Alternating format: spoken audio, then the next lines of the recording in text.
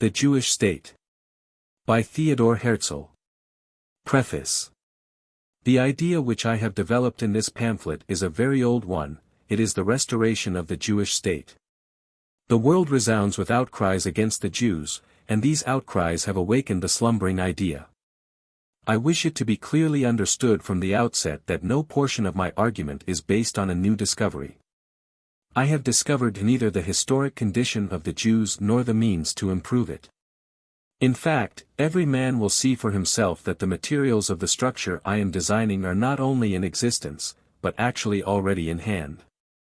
If, therefore, this attempt to solve the Jewish question is to be designated by a single word, let it be said to be the result of an inescapable conclusion rather than that of a flighty imagination.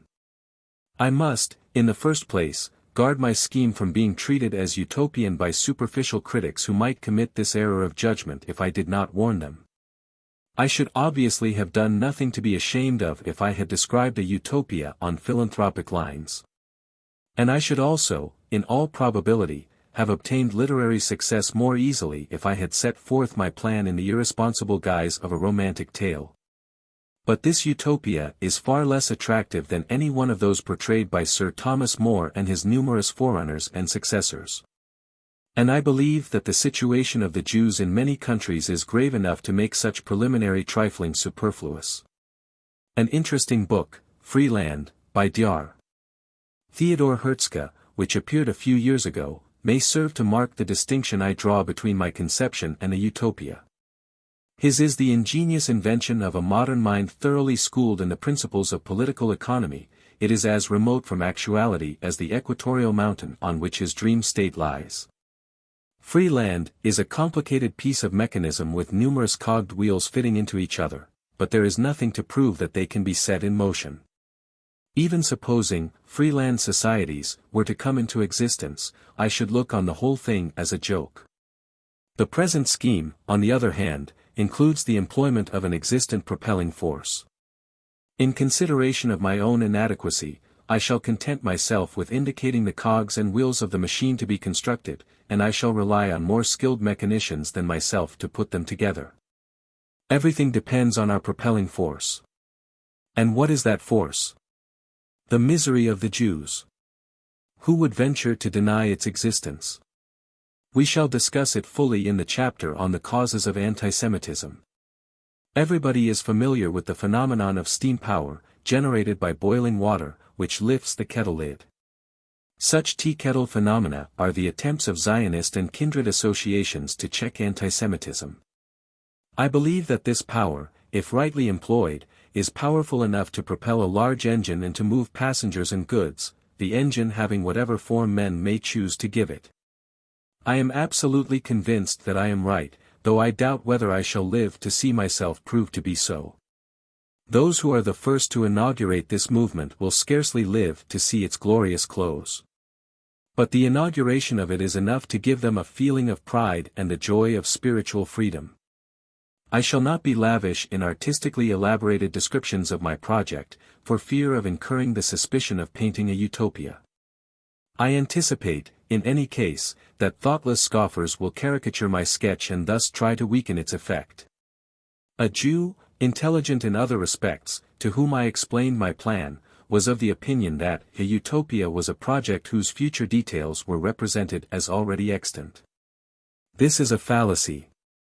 Every chancellor of the exchequer calculates in his budget estimates with assumed figures, and not only with such as are based on the average returns of past years, or on previous revenues in other states, but sometimes with figures for which there is no precedent whatever. As for example, in instituting a new tax. Everybody who studies a budget knows that this is the case. But even if it were known that the estimates would not be rigidly adhered to, would such a financial draft be considered utopian? But I am expecting more of my readers. I ask the cultivated men whom I am addressing to set many preconceived ideas entirely aside. I shall even go so far as to ask those Jews who have most earnestly tried to solve the Jewish question to look upon their previous attempts as mistaken and futile. I must guard against a danger in setting forth my idea. If I describe future circumstances with too much caution, I shall appear to doubt their possibility. If, on the other hand, I announce their realization with too much assurance, I shall appear to be describing a chimera. I shall therefore clearly and emphatically state that I believe in the practical outcome of my scheme, though without professing to have discovered the shape it may ultimately take. The Jewish state is essential to the world. It will therefore be created. The plan would, of course, seem absurd if a single individual attempted to do it. But if worked by a number of Jews in cooperation, it would appear perfectly rational, and its accomplishment would present no difficulties worth mentioning. The idea depends only on the number of its supporters. Perhaps our ambitious young men, to whom every road of progress is now closed, seeing in this Jewish state a bright prospect of freedom, happiness and honors opening to them, will ensure the propagation of the idea. I feel that with the publication of this pamphlet my task is done.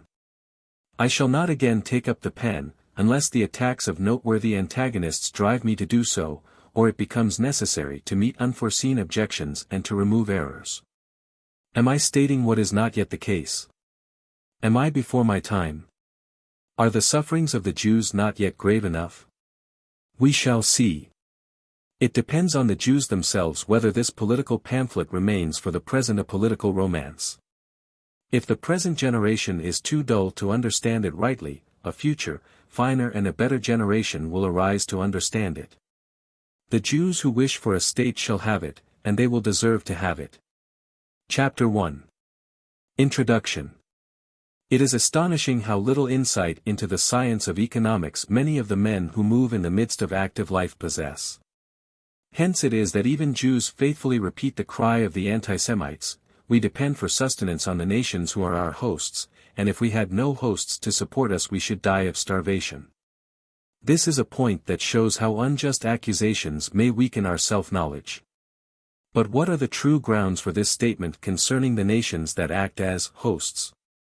Where it is not based on limited physiocratic views, it is founded on the childish error that commodities pass from hand to hand in continuous rotation. We need not wake from long slumber, like Rip Van Winkle, to realize that the world is considerably altered by the production of new commodities. The technical progress made during this wonderful era enables even a man of most limited intelligence to note with his short-sighted eyes the appearance of new commodities all around him. The spirit of enterprise has created them. Labor without enterprise is the stationary labor of ancient days, and typical of it is the work of the husbandman, who stands now just where his progenitors stood 1,000 years ago. All our material welfare has been brought about by men of enterprise. I feel almost ashamed of writing down so trite a remark. Even if we were a nation of entrepreneurs, such as absurdly exaggerated accounts make us out to be, we should not require another nation to live on. We do not depend on the circulation of old commodities, because we produce new ones. The world possesses slaves of extraordinary capacity for work, whose appearance has been fatal to the production of handmade goods. These slaves are the machines. It is true that workmen are required to set machinery in motion. But for this we have men in plenty, in superabundance. Only those who are ignorant of the conditions of Jews in many countries of Eastern Europe would venture to assert that Jews are either unfit or unwilling to perform manual labor. But I do not wish to take up the cudgels for the Jews in this pamphlet. It would be useless. Everything rational and everything sentimental that can possibly be said in their defense has been said already. If one's hearers are incapable of comprehending them, one is a preacher in a desert. And if one's hearers are broad and high-minded enough to have grasped them already, then the sermon is superfluous. I believe in the ascent of man to higher and yet higher grades of civilization, but I consider this ascent to be desperately slow. Were we to wait till average humanity had become as charitably inclined as was Lessing when he wrote Nathan the Wise, we should wait beyond our day, beyond the days of our children, of our grandchildren, and of our great-grandchildren. But the world's spirit comes to our aid in another way. This century has given the world a wonderful renaissance by means of its technical achievements. But at the same time its miraculous improvements have not been employed in the service of humanity. Distance has ceased to be an obstacle, yet we complain of insufficient space. Our great steamships carry us swiftly and surely over hitherto unvisited seas. Our railways carry us safely into a mountain world hitherto tremblingly scaled on foot. Events occurring in countries undiscovered in Europe confined the Jews in ghettos are known to us in the course of an hour. Hence the misery of the Jews is an anachronism, not because there was a period of enlightenment 100 years ago, for that enlightenment reached in reality only the choicest spirits. I believe that electric light was not invented for the purpose of illuminating the drawing rooms of a few snobs, but rather for the purpose of throwing light on some of the dark problems of humanity. One of these problems, and not the least of them, is the Jewish question. In solving it we are working not only for ourselves, but also for many other overburdened and oppressed beings. The Jewish question still exists. It would be foolish to deny it. It is a remnant of the Middle Ages, which civilized nations do not even yet seem able to shake off, try as they will. They certainly showed a generous desire to do so when they emancipated us. The Jewish question exists wherever Jews live in perceptible numbers. Where it does not exist, it is carried by Jews in the course of their migrations. We naturally move to those places where we are not persecuted, and there our presence produces persecution. This is the case in every country, and will remain so, even in those highly civilized, for instance, France, until the Jewish question finds a solution on a political basis. The unfortunate Jews are now carrying the seeds of anti-Semitism into England, they have already introduced it into America. I believe that I understand anti-Semitism, which is really a highly complex movement. I consider it from a Jewish standpoint, yet without fear or hatred. I believe that I can see what elements there are in it of vulgar sport, of common trade jealousy, of inherited prejudice, of religious intolerance, and also of pretended self-defense. I think the Jewish question is no more a social than a religious one, notwithstanding that it sometimes takes these and other forms. It is a national question, which can only be solved by making it a political world question to be discussed and settled by the civilized nations of the world in council. We are a people, one people.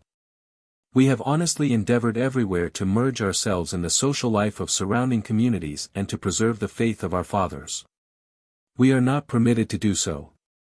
In vain are we loyal patriots, our loyalty in some places running to extremes, in vain do we make the same sacrifices of life and property as our fellow citizens. In vain do we strive to increase the fame of our native land in science and art, or her wealth by trade and commerce.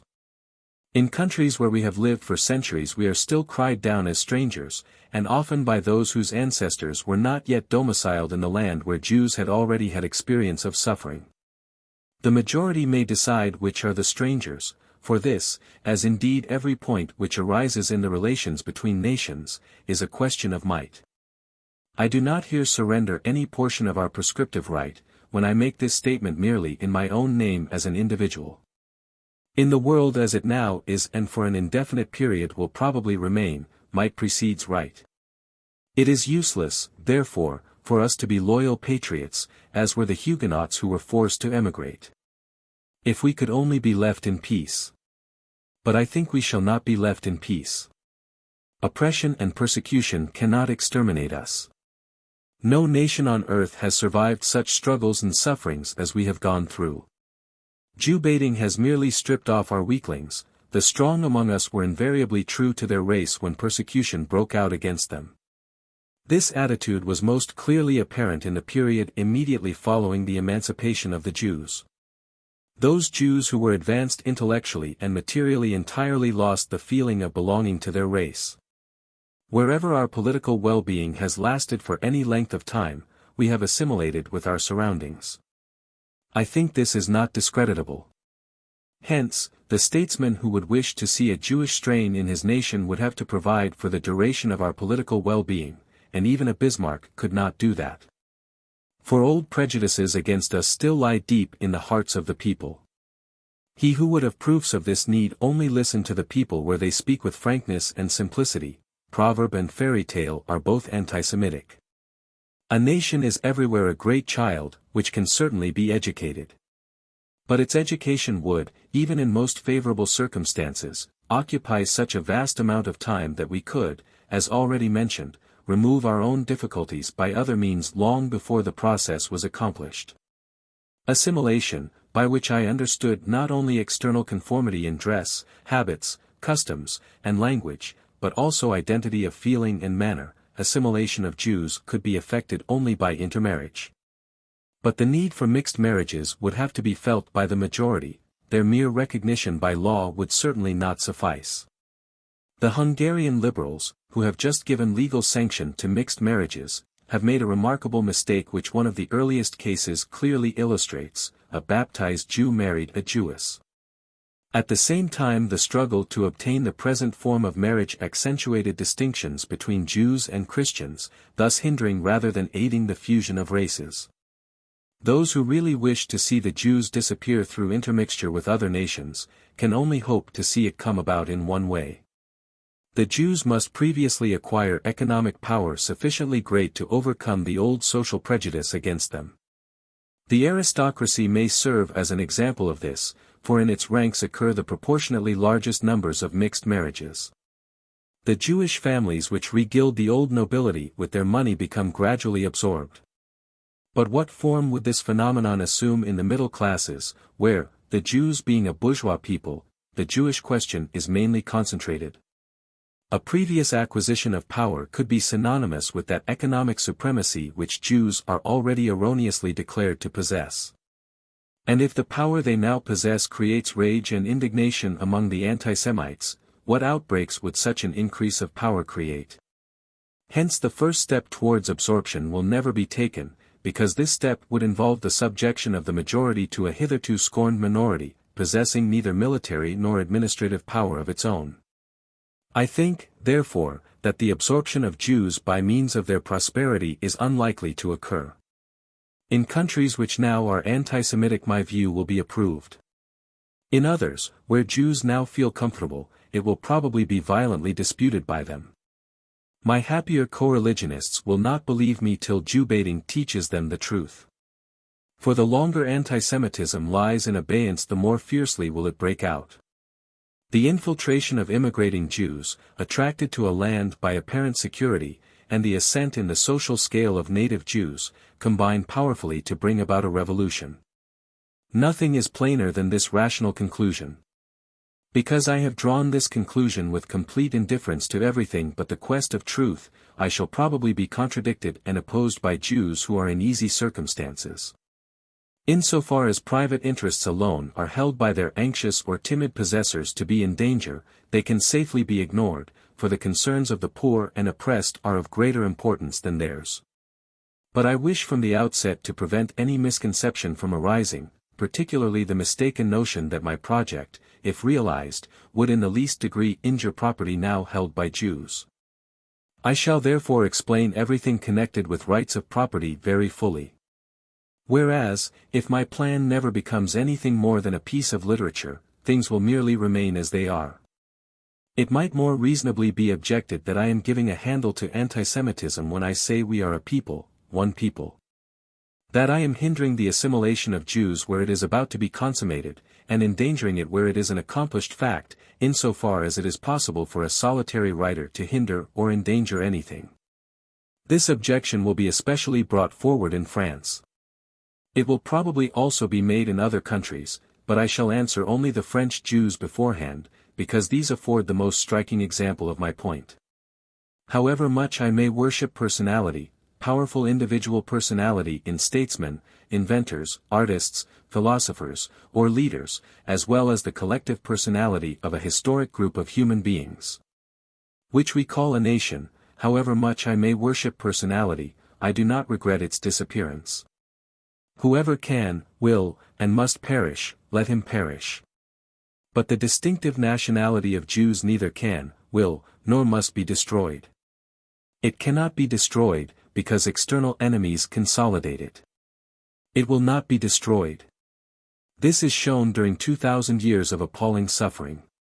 It must not be destroyed, and that, as a descendant of numberless Jews who refuse to despair, I am trying once more to prove in this pamphlet. Whole branches of Judaism may wither and fall, but the trunk will remain. Hence, If all or any of the French Jews protest against this scheme on account of their own assimilation, my answer is simple: the whole thing does not concern them at all. They are Jewish Frenchmen, well and good. This is a private affair for the Jews alone. The movement towards the organization of the state I am proposing would, of course, harm Jewish Frenchmen no more than it would harm the assimilated of other countries. It would, on the contrary, be distinctly to their advantage. For they would no longer be disturbed in their chromatic function, as Darwin puts it, but would be able to assimilate in peace, because the present anti-Semitism would have been stopped forever. They would certainly be credited with being assimilated to the very depths of their souls, if they stayed where they were after the new Jewish state, with its superior institutions, had become a reality. The assimilated would profit even more than Christian citizens by the departure of faithful Jews. For they would be rid of the disquieting, incalculable, and unavoidable rivalry of a Jewish proletariat, driven by poverty in political pressure from place to place, from land to land.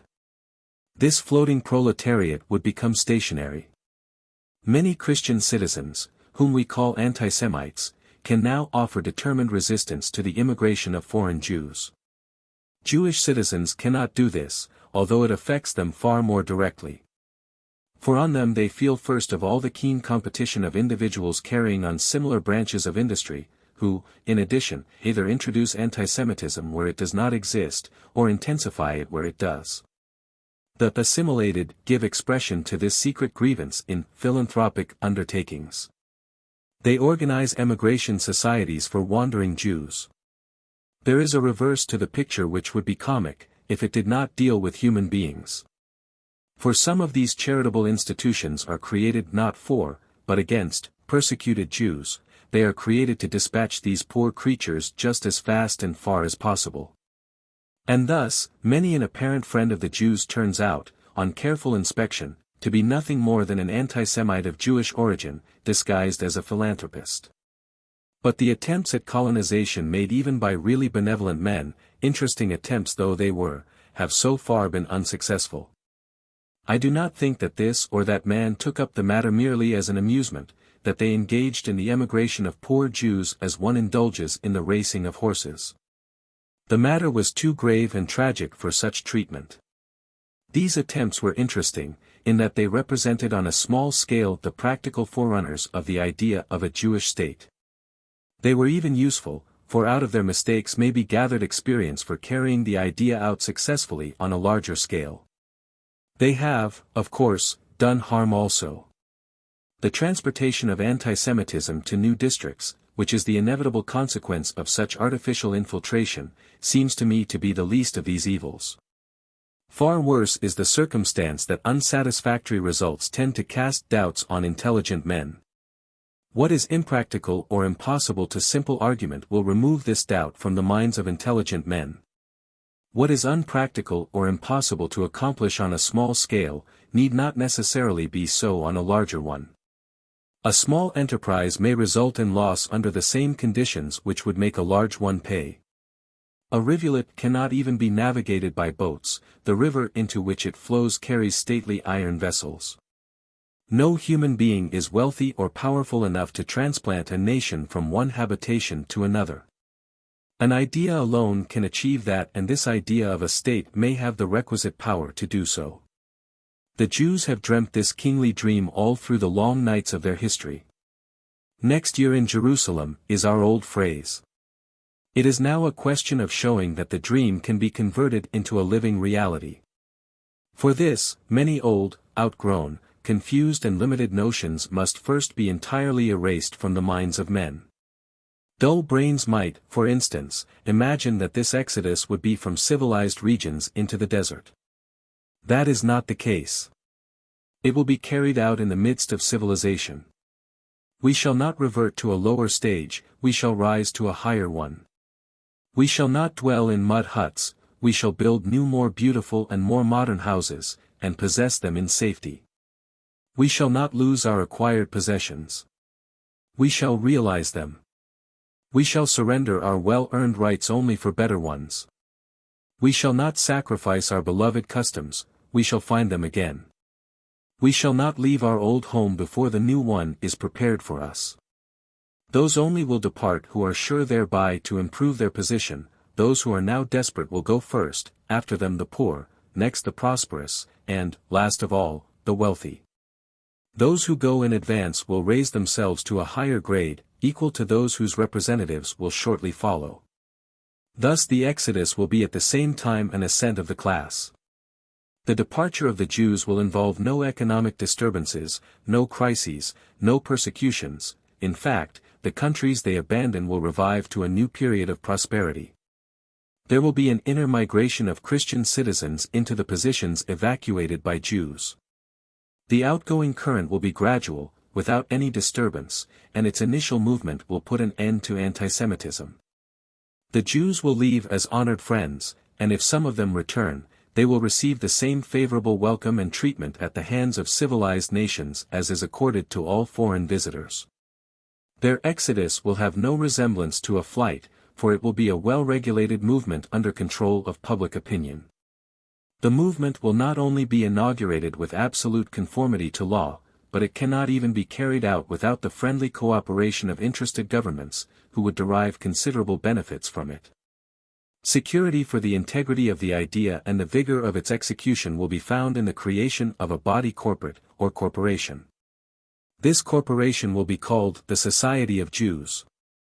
In addition to it there will be a Jewish company, an economically productive body. An individual who attempted even to undertake this huge task alone would be either an impostor or a madman. The personal character of the members of the corporation will guarantee its integrity, and the adequate capital of the company will prove its stability. These prefatory remarks are merely intended as a hasty reply to the mass of objections which the very words, Jewish state, are certain to arouse. Henceforth we shall proceed more slowly to meet further objections and to explain in detail what has been as yet only indicated, and we shall try in the interests of this pamphlet to avoid making it a dull exposition. Short aphoristic chapters will therefore best answer the purpose. If I wish to substitute a new building for an old one, I must demolish before I construct. I shall therefore keep to this natural sequence. In the first and general part one shall explain my ideas, remove all prejudices, determine essential political and economic conditions, and develop the plan. In the special part, which is divided into three principal sections, I shall describe its execution. These three sections are, the Jewish Company, local groups, and the Society of Jews. The society is to be created first, the company last. But in this exposition the reverse order is preferable, because it is the financial soundness of the enterprise which will chiefly be called into question, and doubts on this score must be removed first. In the conclusion, I shall try to meet every further objection that could possibly be made. My Jewish readers will, I hope, follow me patiently to the end. Some will naturally make their objections in an order of succession other than that chosen for their refutation. But whoever finds his doubts dispelled should give allegiance to the cause. Although I speak of reason, I am fully aware that reason alone will not suffice. Old prisoners do not willingly leave their cells. We shall see whether the youth whom we need are at our command, the youth, who irresistibly draw on the old, carry them forward on strong arms, and transform rational motives into enthusiasm. 2. The Jewish question. No one can deny the gravity of the situation of the Jews. Wherever they live in perceptible numbers, they are more or less persecuted. Their equality before the law, granted by statute, has become practically a dead letter. They are debarred from filling even moderately high positions, either in the army, or in any public or private capacity. And attempts are made to thrust them out of business also. Don't buy from Jews. Attacks in parliaments, in assemblies, in the press, in the pulpit, in the street, on journeys, for example, their exclusion from certain hotels, even in places of recreation, become daily more numerous. The forms of persecutions varying according to the countries and social circles in which they occur. In Russia, imposts are levied on Jewish villages. In Romania, a few persons are put to death. In Germany, they get a good beating occasionally. In Austria, anti-Semites exercise terrorism over all public life. In Algeria, there are traveling agitators. In Paris, the Jews are shut out of the so-called best social circles and excluded from clubs. Shades of anti-Jewish feeling are innumerable. But this is not to be an attempt to make out a doleful category of Jewish hardships. I do not intend to arouse sympathetic emotions on our behalf. That would be foolish, futile, and undignified proceeding. I shall content myself with putting the following questions to the Jews. Is it not true that, in countries where we live in perceptible numbers, the position of Jewish lawyers, doctors, technicians, teachers, and employees of all descriptions becomes daily more intolerable? Is it not true that the Jewish middle classes are seriously threatened? Is it not true that the passions of the mob are incited against our wealthy people? Is it not true that our poor endure greater sufferings than any other proletariat? I think that this external pressure makes itself felt everywhere. In our economically upper classes it causes discomfort, in our middle classes continual and grave anxieties, in our lower classes absolute despair. Everything tends, in fact, to one and the same conclusion, which is clearly enunciated in that classic Berlin phrase, Juden raus. Out with the Jews. I shall now put the question in the briefest possible form: are we to get out now, and where to? Or, may we yet remain? And, how long? Let us first settle the point of staying where we are. Can we hope for better days? Can we possess our souls in patience? Can we wait in pious resignation till the princes and peoples of this earth are more mercifully disposed towards us? I say that we cannot hope for a change in the current of feeling. And why not? Even if we were as near to the hearts of princes as are their other subjects, they could not protect us. They would only feel popular hatred by showing us too much favor. By too much, I really mean less than is claimed as a right by every ordinary citizen, or by every race. The nations in whose midst Jews live are all either covertly or openly anti-Semitic. The common people have not, and indeed cannot have, any historic comprehension. They do not know that the sins of the Middle Ages are now being visited on the nations of Europe. We are what the ghetto made us. We have attained preeminence in finance, because medieval conditions drove us to it. The same process is now being repeated. We are again being forced into finance, now it is the stock exchange, by being kept out of other branches of economic activity. Being on the stock exchange, we are consequently exposed afresh to contempt. At the same time we continue to produce an abundance of mediocre intellects who find no outlet, and this endangers our social position as much as does our increasing wealth. Educated Jews without means are now rapidly becoming socialists. Hence we are certain to suffer very severely in the struggle between classes, because we stand in the most exposed position in the camps of both socialists and capitalists. Previous attempts at a solution. The artificial means heretofore employed to overcome the troubles of Jews have been either too petty, such as attempts at colonization, or attempts to convert the Jews into peasants in their present homes. What is achieved by transporting a few thousand Jews to another country? Either they come to grief at once, or prosper, and then their prosperity creates anti-Semitism. We have already discussed these attempts to divert poor Jews to fresh districts. This diversion is clearly inadequate and futile, if it does not actually defeat its own ends, for it merely protracts and postpones a solution, and perhaps even aggravates difficulties. Whoever would attempt to convert the Jew into a husbandman would be making an extraordinary mistake. For a peasant is in a historical category, as proved by his costume which in some countries he has worn for centuries. And by his tools, which are identical with those used by his earliest forefathers. His plough is unchanged, he carries the seed in his apron, mows with the historical scythe, and threshes with the time-honored flail. But we know that all this can be done by machinery. The agrarian question is only a question of machinery. America must conquer Europe, in the same way as large landed possessions absorb small ones. The peasant is consequently a type which is in course of extinction. Whenever he is artificially preserved, it is done on account of the political interests which he is intended to serve. It is absurd, and indeed impossible, to make modern peasants on the old pattern. No one is wealthy or powerful enough to make civilization take a single retrograde step. The mere preservation of obsolete institutions is a task severe enough to require the enforcement of all the despotic measures of an autocratically governed state. Are we, therefore, to credit Jews who are intelligent with a desire to become peasants of the old type? One might just as well say to them, "Here is a crossbow, now go to war." What?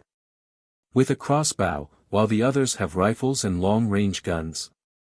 Under these circumstances the Jews are perfectly justified in refusing to stir when people try to make peasants of them. A crossbow is a beautiful weapon, which inspires me with mournful feelings when I have time to devote to them. But it belongs by rights to a museum. Now, there certainly are districts to which desperate Jews go out, or at any rate, are willing to go out and till the soil. And a little observation shows that these districts, such as the enclave of Hesse in Germany, and some provinces in Russia, these very districts are the principal seats of anti-Semitism. For the world's reformers, who send the Jews to the plough, forget a very important person, who has a great deal to say on the matter. This person is the agriculturist, and the agriculturist is also perfectly justified. For the tax on land, the risks attached to crops, the pressure of large proprietors who cheapen labor, and American competition in particular, combine to make his life hard enough. Besides, the duties on corn cannot go on increasing indefinitely. Nor can the manufacturer be allowed to starve. His political influence is, in fact, in the ascendant, and he must therefore be treated with additional consideration. All these difficulties are well known, therefore I refer to them only cursorily. I merely wanted to indicate clearly how futile had been past attempts, most of them well-intentioned, to solve the Jewish question. Neither a diversion of the stream, nor an artificial depression of the intellectual level of our proletariat, will overcome the difficulty. The supposed infallible expedient of assimilation has already been dealt with. We cannot get the better of anti-Semitism by any of these methods. It cannot die out so long as its causes are not removed. Are they removable? Causes of anti-Semitism. We shall not again touch on those causes which are a result of temperament, prejudice, and narrow views, but shall here restrict ourselves to political and economical causes alone. Modern anti-Semitism is not to be confounded with the religious persecution of the Jews of former times. It does occasionally take a religious bias in some countries, but the main current of the aggressive movement has now changed. In the principal countries where anti-Semitism prevails, it does so as a result of the emancipation of the Jews. When civilized nations awoke to the inhumanity of discriminatory legislation and enfranchised us, our enfranchisement came too late. It was no longer possible to remove our disabilities in our old homes. For we had, curiously enough, developed while in the ghetto into a bourgeois people, and we stepped out of it only to enter into fierce competition with the middle classes. Hence, our emancipation set us suddenly within this middle-class circle, where we have a double pressure to sustain, from within and from without. The Christian bourgeoisie would not be unwilling to cast us as a sacrifice to socialism, though that would not greatly improve matters. At the same time, the equal rights of Jews before the law cannot be withdrawn where they have once been conceded. Not only because their withdrawal would be opposed to the spirit of our age, but also because it would immediately drive all Jews, rich and poor alike, into the ranks of subversive parties. Nothing effectual can really be done to our injury. In olden days our jewels were seized. How is our movable property to be got hold of now? It consists of printed papers which are locked up somewhere or other in the world, perhaps in the coffers of Christians. It is, of course, possible to get at shares and debentures in railways, banks, and industrial undertakings of all descriptions by taxation, and where the progressive income tax is in force all our movable property can eventually be laid hold of. But all these efforts cannot be directed against Jews alone, and wherever they might nevertheless be made, severe economic crises would be their immediate consequences, which would be by no means confined to the Jews who would be the first affected. The very impossibility of getting at the Jews nourishes and embitters hatred of them. Anti-Semitism increases day by day and hour by hour among the nations. Indeed, it is bound to increase, because the causes of its growth continue to exist and cannot be removed. Its remote cause is our loss of the power of assimilation during the Middle Ages. Its immediate cause is our excessive production of mediocre intellects, who cannot find an outlet downwards or upwards, that is to say, no wholesome outlet in either direction. When we sink, we become a revolutionary proletariat, the subordinate officers of all revolutionary parties, and at the same time, when we rise, there rises also our terrible power of the purse. Effects of anti-Semitism. The oppression we endure does not improve us, for we are not a whit better than ordinary people. It is true that we do not love our enemies, but he alone who can conquer himself dare reproach us with that fault. Oppression naturally creates hostility against oppressors, and our hostility aggravates the pressure. It is impossible to escape from this eternal circle. No. Some soft-hearted visionaries will say, no, it is possible. Possible by means of the ultimate perfection of humanity. Is it necessary to point to the sentimental folly of this view? He who would found his hope for improved conditions on the ultimate perfection of humanity would indeed be relying upon a utopia. I referred previously to our assimilation. I do not for a moment wish to imply that I desire such an end. Our national character is too historically famous, and, in spite of every degradation, too fine to make its annihilation desirable. We might perhaps be able to merge ourselves entirely into surrounding races, if these were to leave us in peace for a period of 2 generations. But they will not leave us in peace. For a little period they manage to tolerate us, and then their hostility breaks out again and again.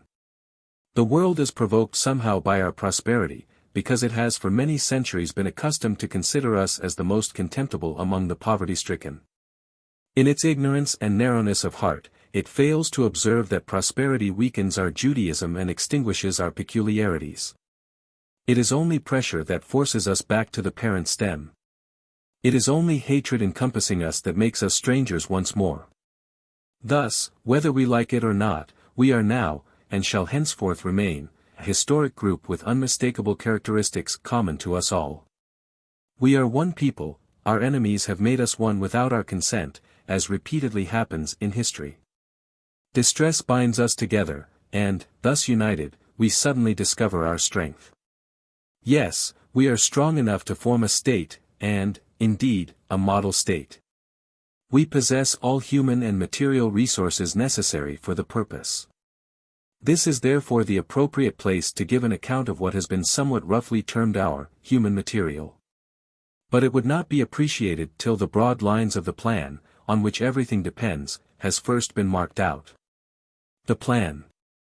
The whole plan is in its essence perfectly simple, as it must necessarily be if it is to come within the comprehension of all.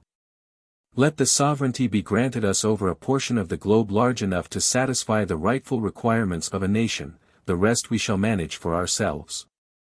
The creation of a new state is neither ridiculous nor impossible. We have in our day witnessed the process in connection with nations which were not largely members of the middle class, but poorer, less educated, and consequently weaker than ourselves. The governments of all countries scourged by anti-Semitism will be keenly interested in assisting us to obtain the sovereignty we want. The plan, simple in design, but complicated in execution, will be carried out by 2 agencies, the Society of Jews and the Jewish Company. The Society of Jews will do the preparatory work in the domains of science and politics, which the Jewish Company will afterwards apply practically. The Jewish Company will be the liquidating agent of the business interests of departing Jews, and will organize commerce and trade in the new country. We must not imagine the departure of the Jews to be a sudden one. It will be gradual, continuous, and will cover many decades. The poorest will go first to cultivate the soil. In accordance with a preconceived plan, they will construct roads, bridges, railways and telegraph installations, regulate rivers, and build their own dwellings. Their labor will create trade, trade will create markets, and markets will attract new settlers, for every man will go voluntarily, at his own expense and his own risk. The labor expended on the land will enhance its value, and the Jews will soon perceive that a new and permanent sphere of operation is opening here for that spirit of enterprise which has heretofore met only with hatred and obloquy. If we wish to found a state today, we shall not do it in the way which would have been the only possible one 1,000 years ago.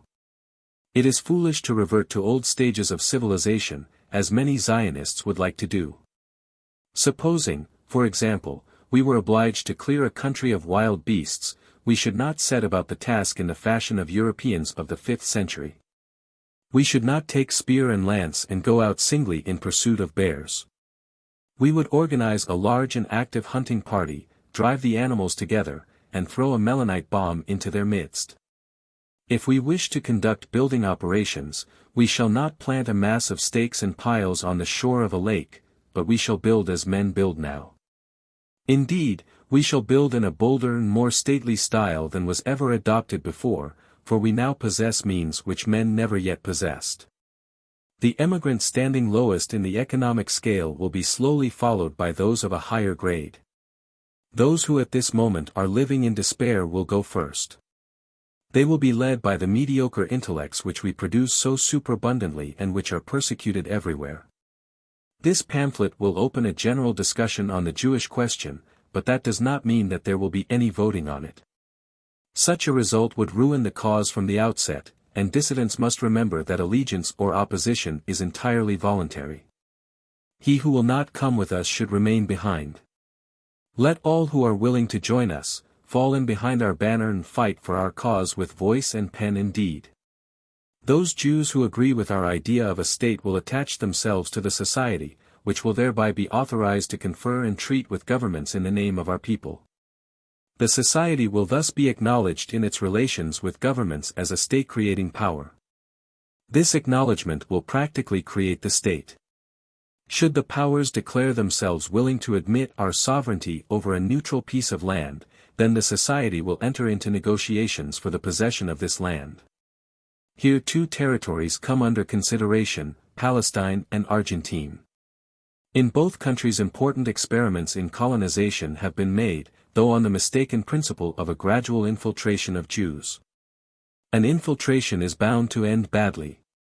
It continues till the inevitable moment when the native population feels itself threatened, and forces the government to stop a further influx of Jews. Immigration is consequently futile unless we have the sovereign right to continue such immigration. The Society of Jews will treat with the present masters of the land, putting itself under the protectorate of the European powers, if they prove friendly to the plan. We could offer the present possessors of the land enormous advantages, assume part of the public debt, build new roads for traffic, which our presence in the country would render necessary, and do many other things. The creation of our state would be beneficial to adjacent countries, because the cultivation of a strip of land increases the value of its surrounding districts in innumerable ways. Palestine or Argentine? Shall we choose Palestine or Argentine? We shall take what is given us, and what is selected by Jewish public opinion. The society will determine both these points. Argentine is one of the most fertile countries in the world, extends over a vast area, has a sparse population and a mild climate. The Argentine Republic would derive considerable profit from the cession of a portion of its territory to us. The present infiltration of Jews has certainly produced some discontent, and it would be necessary to enlighten the Republic on the intrinsic difference of our new movement. Palestine is our ever-memorable historic home. The very name of Palestine would attract our people with a force of marvelous potency. If His Majesty the Sultan were to give us Palestine, we could in return undertake to regulate the whole finances of Turkey. We should there form a portion of a rampart of Europe against Asia, an outpost of civilization as opposed to barbarism. We should as a neutral state remain in contact with all Europe, which would have to guarantee our existence. The sanctuaries of Christendom would be safeguarded by assigning to them an extraterritorial status such as is well known to the law of nations. We should form a guard of honor about these sanctuaries, answering for the fulfillment of this duty with our existence. This guard of honor would be the great symbol of the solution of the Jewish question after 18 centuries of Jewish suffering. Demand, medium, trade. I said in the last chapter, the Jewish company will organize trade and commerce in the new country. I shall here insert a few remarks on that point. A scheme such as mine is gravely imperiled if it is opposed by practical people. Now, practical people are as a rule nothing more than men sunk into the groove of daily routine, unable to emerge from a narrow circle of antiquated ideas. At the same time, their adverse opinion carries great weight, and can do considerable harm to a new project, at any rate until this new thing is sufficiently strong to throw the practical people and their moldy notions to the winds. In the earliest period of European railway construction, some practical people were of the opinion that it was foolish to build certain lines, because there were not even sufficient passengers to fill the mail coaches. They did not realize the truth, which now seems obvious to us, that travelers do not produce railways, but, conversely, railways produce travelers. The latent demand, of course, is taken for granted. The impossibility of comprehending how trade and commerce are to be created in a new country which has yet to be acquired and cultivated, may be classed with those doubts of practical persons concerning the need of railways. A practical person would express himself somewhat in this fashion. Granted that the present situation of the Jews is in many places unendurable, and aggravated day by day, granted that there exists a desire to emigrate. Granted even that the Jews do emigrate to the new country, how will they earn their living there, and what will they earn? What are they to live on when there?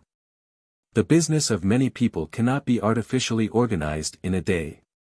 To this I should reply, we have not the slightest intention of organizing trade artificially, and we should certainly not attempt to do it in a day. But, though the organization of it may be impossible, the promotion of it is not. And how is commerce to be encouraged? Through the medium of a demand. The demand recognized, the medium created, it will establish itself. If there is a real earnest demand among Jews for an improvement of their status. If the medium to be created, the Jewish company, is sufficiently powerful, then commerce will extend itself freely in the new country. 3. The Jewish company. Outlines. The Jewish company is partly modeled on the lines of a great land acquisition company. It might be called a Jewish chartered company, though it cannot exercise sovereign power, and has other than purely colonial tasks. The Jewish company will be founded as a joint stock company subject to English jurisdiction, framed according to English laws, and under the protection of England. Its principal center will be London. I cannot tell yet how large the company's capital should be. I shall leave that calculation to our numerous financiers. But to avoid ambiguity, I shall put it at 1,000 million marks, about £50 million or $200 million. It may be either more or less than that sum. The form of subscription, which will be further elucidated, will determine what fraction of the whole amount must be paid in at once. The Jewish company is an organization with a transitional character. It is strictly a business undertaking, and must be carefully distinguished from the Society of Jews. The Jewish company will first of all convert into cash all vested interests left by departing Jews.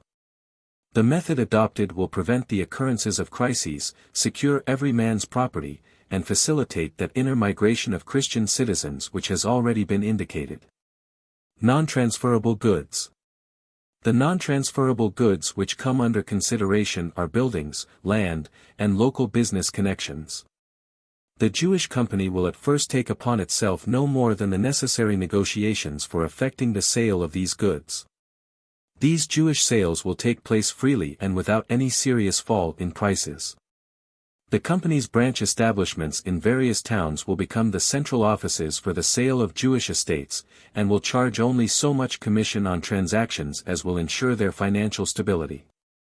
The development of this movement may cause a considerable fall in the prices of landed property, and may eventually make it impossible to find a market for it. At this juncture the company will enter upon another branch of its functions.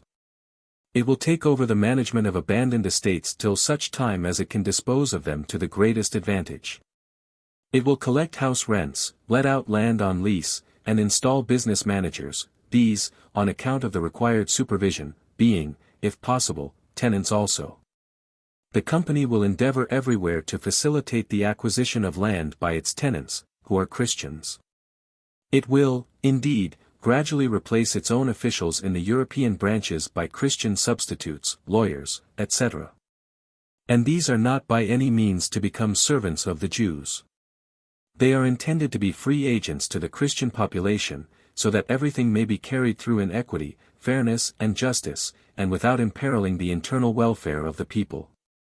At the same time the company will sell estates, or, rather, exchange them.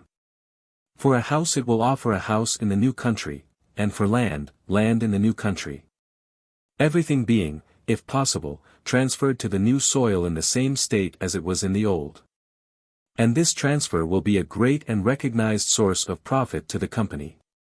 Over there, the houses offered in exchange will be newer, more beautiful, and more comfortably fitted, and the landed estates of greater value than those abandoned.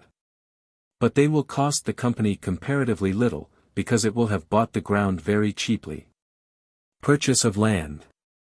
The land which the Society of Jews will have secured by international law must, of course, be privately acquired. Provisions made by individuals for their own settlement do not come within the province of this general account. But the company will require large areas for its own needs and ours, and these it must secure by centralized purchase. It will negotiate principally for the acquisition of fiscal domains, with the great object of taking possession of this land over there without paying a price too high, in the same way as it sells here without accepting one too low. A forcing of prices is not to be considered, because the value of the land will be created by the company through its organizing the settlement in conjunction with the supervising Society of Jews. The latter will see to it that the enterprise does not become a Panama, but a Suez. The company will sell building sites at reasonable rates to its officials, and will allow them to mortgage these for the building of their homes, deducting the amount due from their salaries, or putting it down to their account as increased emolument. This will, in addition to the honors they expect, will be additional pay for their services. All the immense profits of this speculation in land will go to the company, which is bound to receive this indefinite premium in return for having borne the risk of the undertaking. When the undertaking involves any risk, the profits must be freely given to those who have borne it. But under no other circumstances will profits be permitted. Financial morality consists in the correlation of risk and profit. Buildings. The company will thus barter houses and estates. It must be plain to anyone who has observed the rise in the value of land through its cultivation that the company will be bound to gain on its landed property. This can best be seen in the case of enclosed pieces of land in town and country. Areas not built over increase in value through surrounding cultivation. The men who carried out the extension of Paris made a successful speculation in land which was ingenious in its simplicity. Instead of erecting new buildings in the immediate vicinity of the last houses of the town, they bought up adjacent pieces of land, and began to build on the outskirts of these. This inverse order of construction raised the value of building sites with extraordinary rapidity, and, after having completed the outer ring, they built in the middle of the town on these highly valuable sites. Instead of continually erecting houses at the extremity. Will the company do its own building, or employ independent architects? It can, and will, do both. It has, as will be shown shortly, an immense reserve of working power, which will not be sweated by the company, but, transported into brighter and happier conditions of life, will nevertheless not be expensive. Our geologists will have looked to the provision of building materials when they selected the sites of the towns. What is to be the principle of construction? Workmen's dwellings.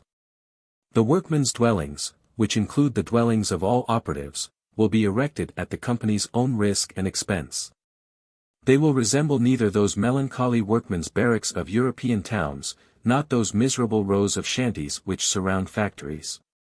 They will certainly present a uniform appearance, because the company must build cheaply where it provides the building materials to a great extent, but the detached houses in little gardens will be united into attractive groups in each locality. The natural conformation of the land will rouse the ingenuity of our young architects, whose ideas have not yet been cramped by routine. And even if the people do not grasp the whole import of the plan, they will at any rate feel at ease in their loose clusters. The temple will be visible from long distances, for it is only our ancient faith that has kept us together. There will be light, attractive, healthy schools for children, conducted on the most approved modern systems. There will be continuation schools for workmen, which will educate them in greater technical knowledge and enable them to become intimate with the working of machinery. There will be places of amusement for the proper conduct of which the Society of Jews will be responsible. We are, however, speaking merely of the buildings at present, and not of what may take place inside of them. I said that the company would build workmen's dwellings cheaply. And cheaply, not only because of the proximity of abundant building materials, not only because of the company's proprietorship of the sites, but also because of the non-payment of workmen. American farmers work on the system of mutual assistance in the construction of houses. This childishly amicable system, which is as clumsy as the blockhouses erected, can be developed on much finer lines. Unskilled laborers. Our unskilled laborers, who will come at first from the great reservoirs of Russia and Romania, must, of course, render each other assistance, in the construction of houses. They will be obliged to build with wood in the beginning, because iron will not be immediately available. Later on the original, inadequate, makeshift buildings will be replaced by superior dwellings. Our unskilled laborers will first mutually erect these shelters, and then they will earn their houses as permanent possessions by means of their work, not immediately, but after 3 years of good conduct. In this way we shall secure energetic and able men, and these men will be practically trained for life by 3 years of labor under good discipline. I said before that the company would not have to pay these unskilled laborers. What will they live on? On the whole, I am opposed to the truck system, but it will have to be applied in the case of these first settlers. The company provides for them in so many ways, that it may take charge of their maintenance. In any case the truck system will be enforced only during the first few years, and it will benefit the workmen by preventing their being exploited by small traders, landlords, etc. The company will thus make it impossible from the outset for those of our people, who are perforce hawkers and peddlers here, to re-establish themselves in the same trades over there. And the company will also keep back drunkards and dissolute men. Then will there be no payment of wages at all during the first period of settlement. Certainly, there will be wages for overtime. The 7-hour day. The 7-hour day is the regular working day. This does not imply that wood cutting, digging, stone breaking, and 100 other daily tasks should only be performed during 7 hours. Indeed not.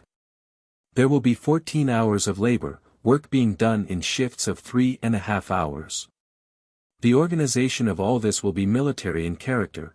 There will be commands, promotions and pensions, the means by which these pensions are provided being explained further on. A sound man can do a great deal of concentrated work in 3.5 hours. After an interval of the same length of time, which he will devote to rest, to his family, and to his education under guidance, he will be quite fresh for work again. Such labor can do wonders. The 7-hour day thus implies 14 hours of joint labor, more than that cannot be put into a day. I am convinced that it is quite possible to introduce this 7-hour day with success. The attempts to do so in Belgium and England are well known. Some advanced political economists who have studied the subject, declare that a 5-hour day would suffice. The Society of Jews and the Jewish Company will, in any case, make new and extensive experiments which will benefit the other nations of the world. And if the 7-hour day proves itself practicable, it will be introduced in our future state as the legal and regular working day. Meantime, the company will always allow its employees the 7-hour day. And it will always be in a position to do so. The 7-hour day will be the call to summon our people in every part of the world. All must come voluntarily, for ours must indeed be the promised land. Whoever works longer than 7 hours receives his additional pay for overtime in cash. Seeing that all his needs are supplied, and that those members of his family who are unable to work are provided for by transplanted and centralized philanthropic institutions, he can save a little money. Thrift, which is already a characteristic of our people, should be greatly encouraged, because it will, in the first place, facilitate the rise of individuals to higher grades. And secondly, the money saved will provide an immense reserve fund for future loans. Overtime will only be permitted on a doctor's certificate, and must not exceed 3 hours. For our men will crowd to work in the new country, and the world will see then what an industrious people we are. I shall not describe the mode of carrying out the truck system, nor, in fact, the innumerable details of any process, for fear of confusing my readers. Women will not be allowed to perform any arduous labor, nor to work overtime. Pregnant women will be relieved of all work, and will be supplied with nourishing food by the truck. We want our future generations to be strong men and women. We shall educate children as we wish from the commencement. But this I shall not elaborate either. My remarks on workmen's dwellings, and on unskilled laborers and their mode of life, are no more utopian than the rest of my scheme. Everything I have spoken of is already being put into practice, only on an utterly small scale, neither noticed nor understood. The assistance par le travail, which I learned to know and understand in Paris, was of great service to me in the solution of the Jewish question. Relief by labor. The system of relief by labor which is now applied in Paris, in many other French towns, in England, in Switzerland, and in America, is a very small thing, but capable of the greatest expansion. What is the principle of relief by labor? The principle is, to furnish every needy man with easy, unskilled work, such as chopping wood, or cutting faggots used for lighting stoves in Paris households. This is a kind of prison work before the crime, done without loss of character. It is meant to prevent men from taking to crime out of want, by providing them with work and testing their willingness to do it. Starvation must never be allowed to drive men to suicide, for such suicides are the deepest disgrace to a civilization which allows rich men to throw tidbits to their dogs. Relief by labor thus provides everyone with work. But the system has a great defect: there is not a sufficiently large demand for the production of the unskilled workers employed, hence there is a loss to those who employ them.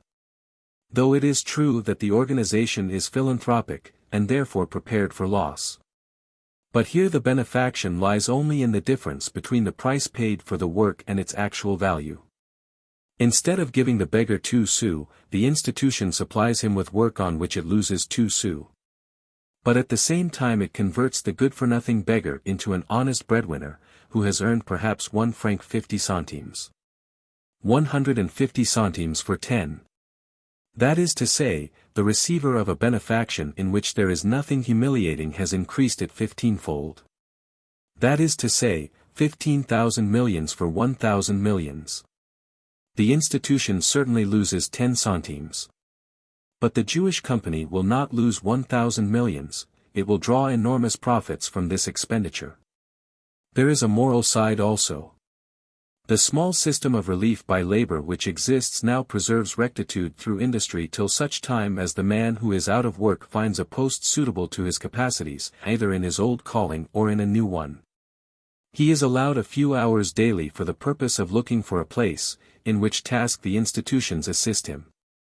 The defect of these small organizations, so far, has been that they have been prohibited from entering into competition with timber merchants, etc. Timber merchants are electors, they would protest, and would be justified in protesting. Competition with state prison labor has also been forbidden, for the state must occupy and feed its criminals. In fact, there is very little room in an old established society for the successful application of the system of assistance par le travail. But there is room in a new society. For, above all, we require enormous numbers of unskilled laborers to do the first rough work of settlement, to lay down roads, plant trees, level the ground, construct railroads, telegraph installations, etc. All this will be carried out in accordance with a large and previously settled plan. Commerce. The labor carried to the new country will naturally create trade. The first markets will supply only the absolute necessities of life. Cattle, grain, working clothes, tools, arms, to mention just a few things. These we shall be obliged at first to procure from neighboring states, or from Europe, but we shall make ourselves independent as soon as possible. The Jewish entrepreneurs will soon realize the business prospects that the new country offers.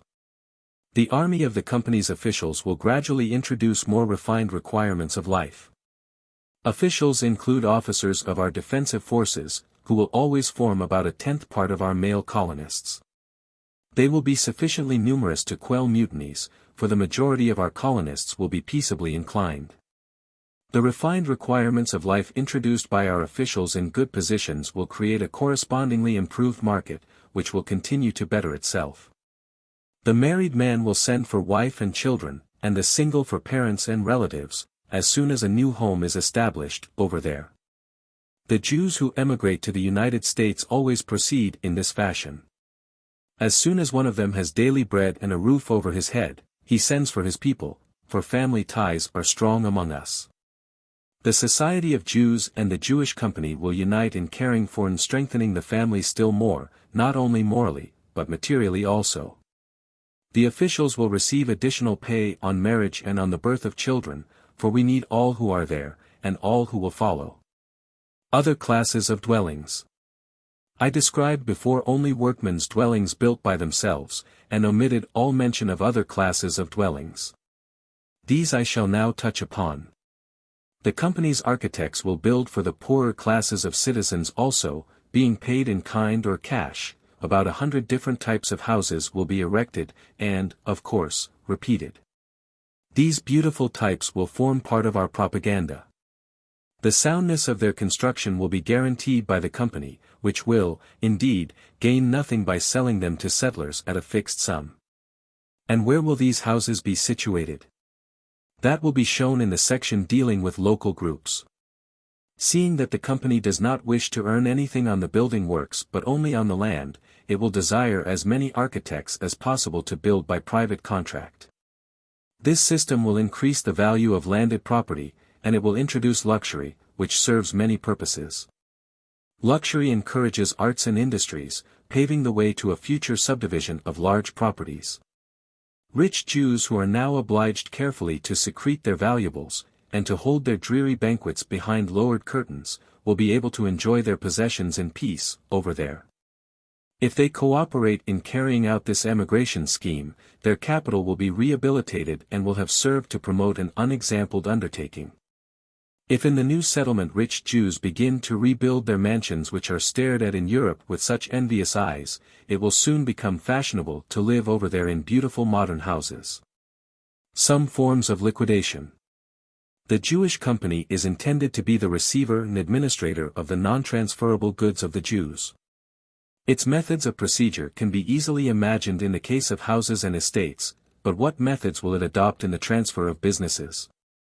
Here numberless processes may be found practicable, which cannot all be enlarged on in this outline.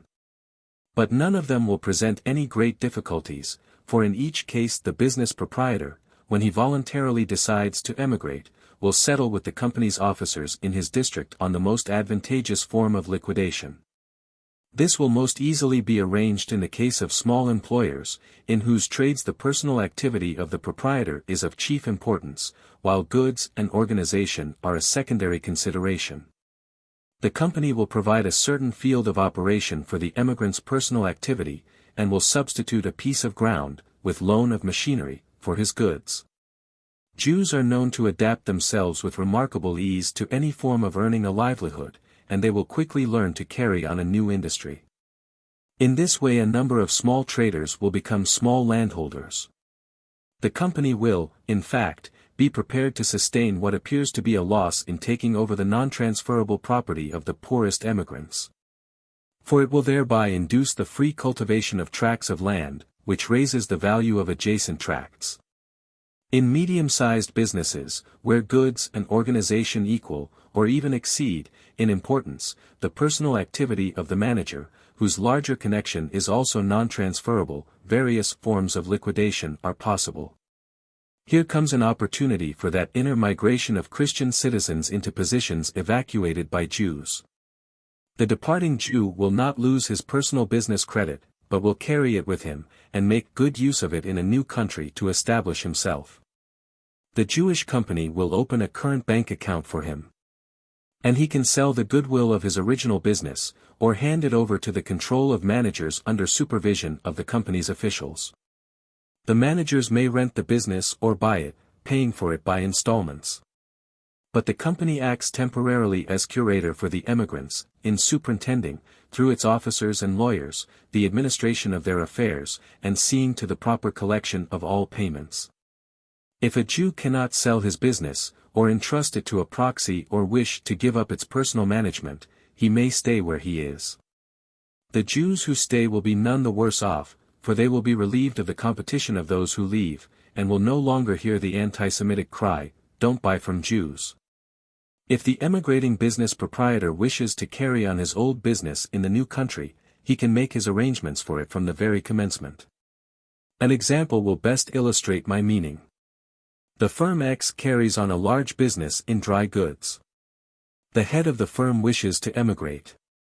He begins by setting up a branch establishment in his future place of residence, and sending out samples of his stock.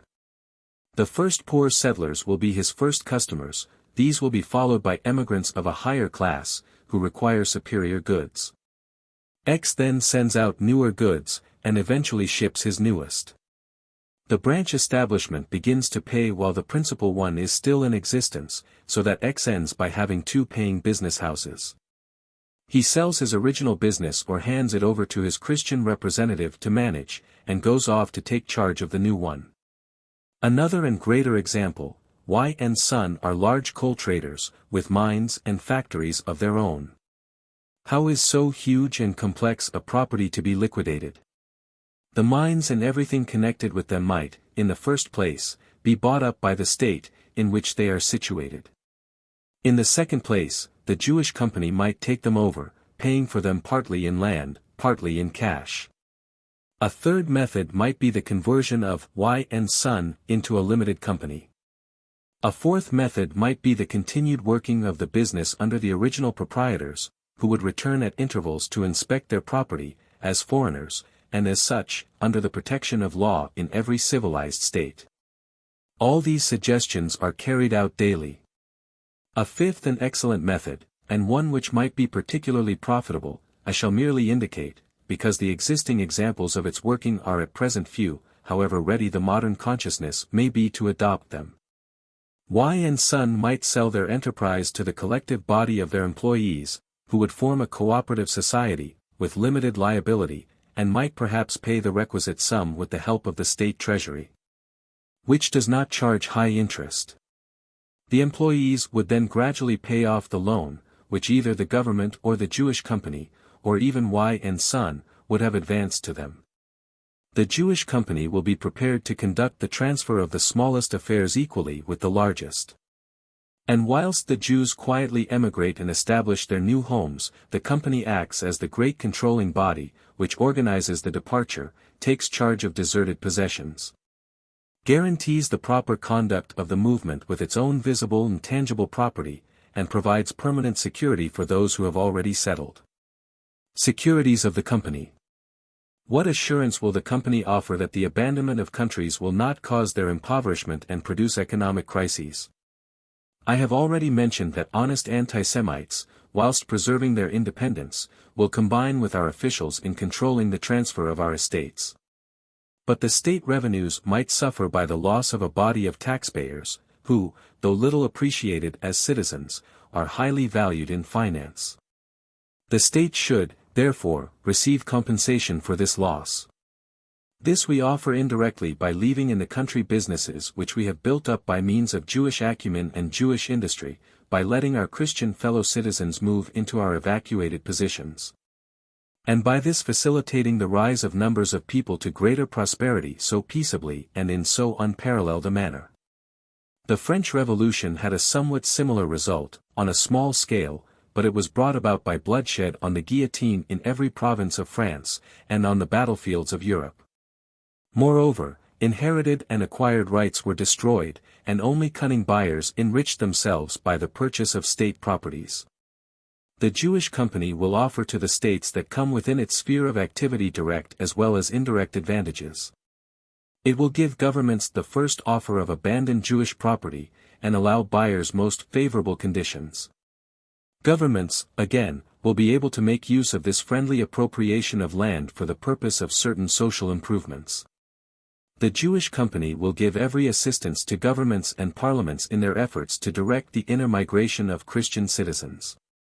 The Jewish company will also pay heavy taxes. Its central office will be in London, so as to be under the legal protection of a power which is not at present anti-Semitic. But the company, if it is supported officially and semi-officially, will everywhere provide a broad basis of taxation. To this end, it will establish taxable branch offices everywhere. Further, it will pay double duties on the twofold transfer of goods which it accomplishes. Even in transactions where the company is really nothing more than a real estate agency, it will temporarily appear as a purchaser, and will be set down as the momentary possessor in the register of landed property. These are, of course, purely calculable matters. It will have to be considered and decided in each place how far the company can go without running any risks of failure. And the company itself will confer freely with finance ministers on the various points at issue. Ministers will recognize the friendly spirit of our enterprise, and will consequently offer every facility in their power necessary for the successful achievement of the great undertaking. Further and direct profit will accrue to governments from the transport of passengers and goods, and where railways are state property the returns will be immediately recognizable. Where they are held by private companies, the Jewish company will receive favorable terms for transport, in the same way as does every transmitter of goods on a large scale.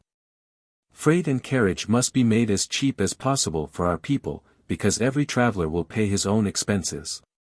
The middle classes will travel with cook's tickets, the poorer classes in emigrant trains.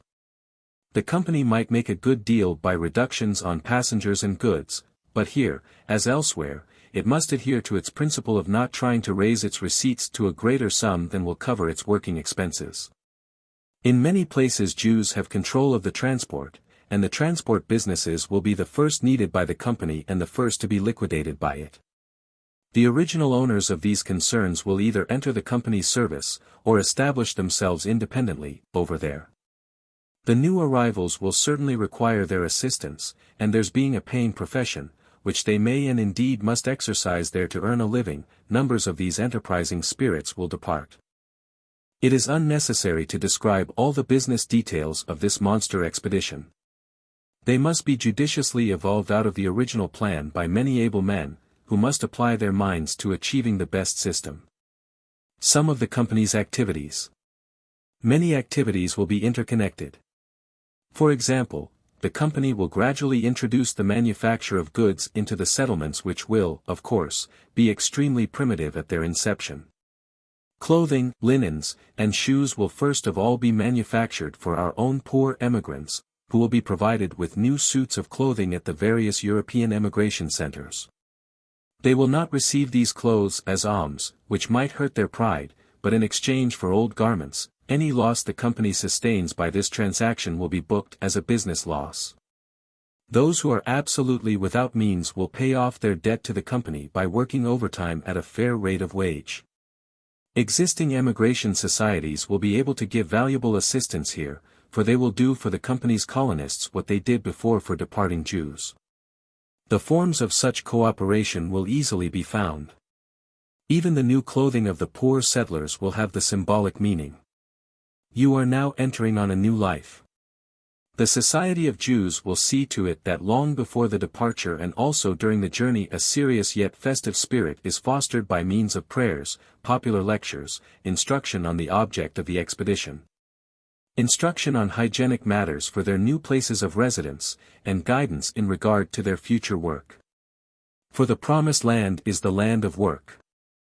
On their arrival, the emigrants will be welcomed by our chief officials with due solemnity, but without foolish exultation, for the Promised Land will not yet have been conquered.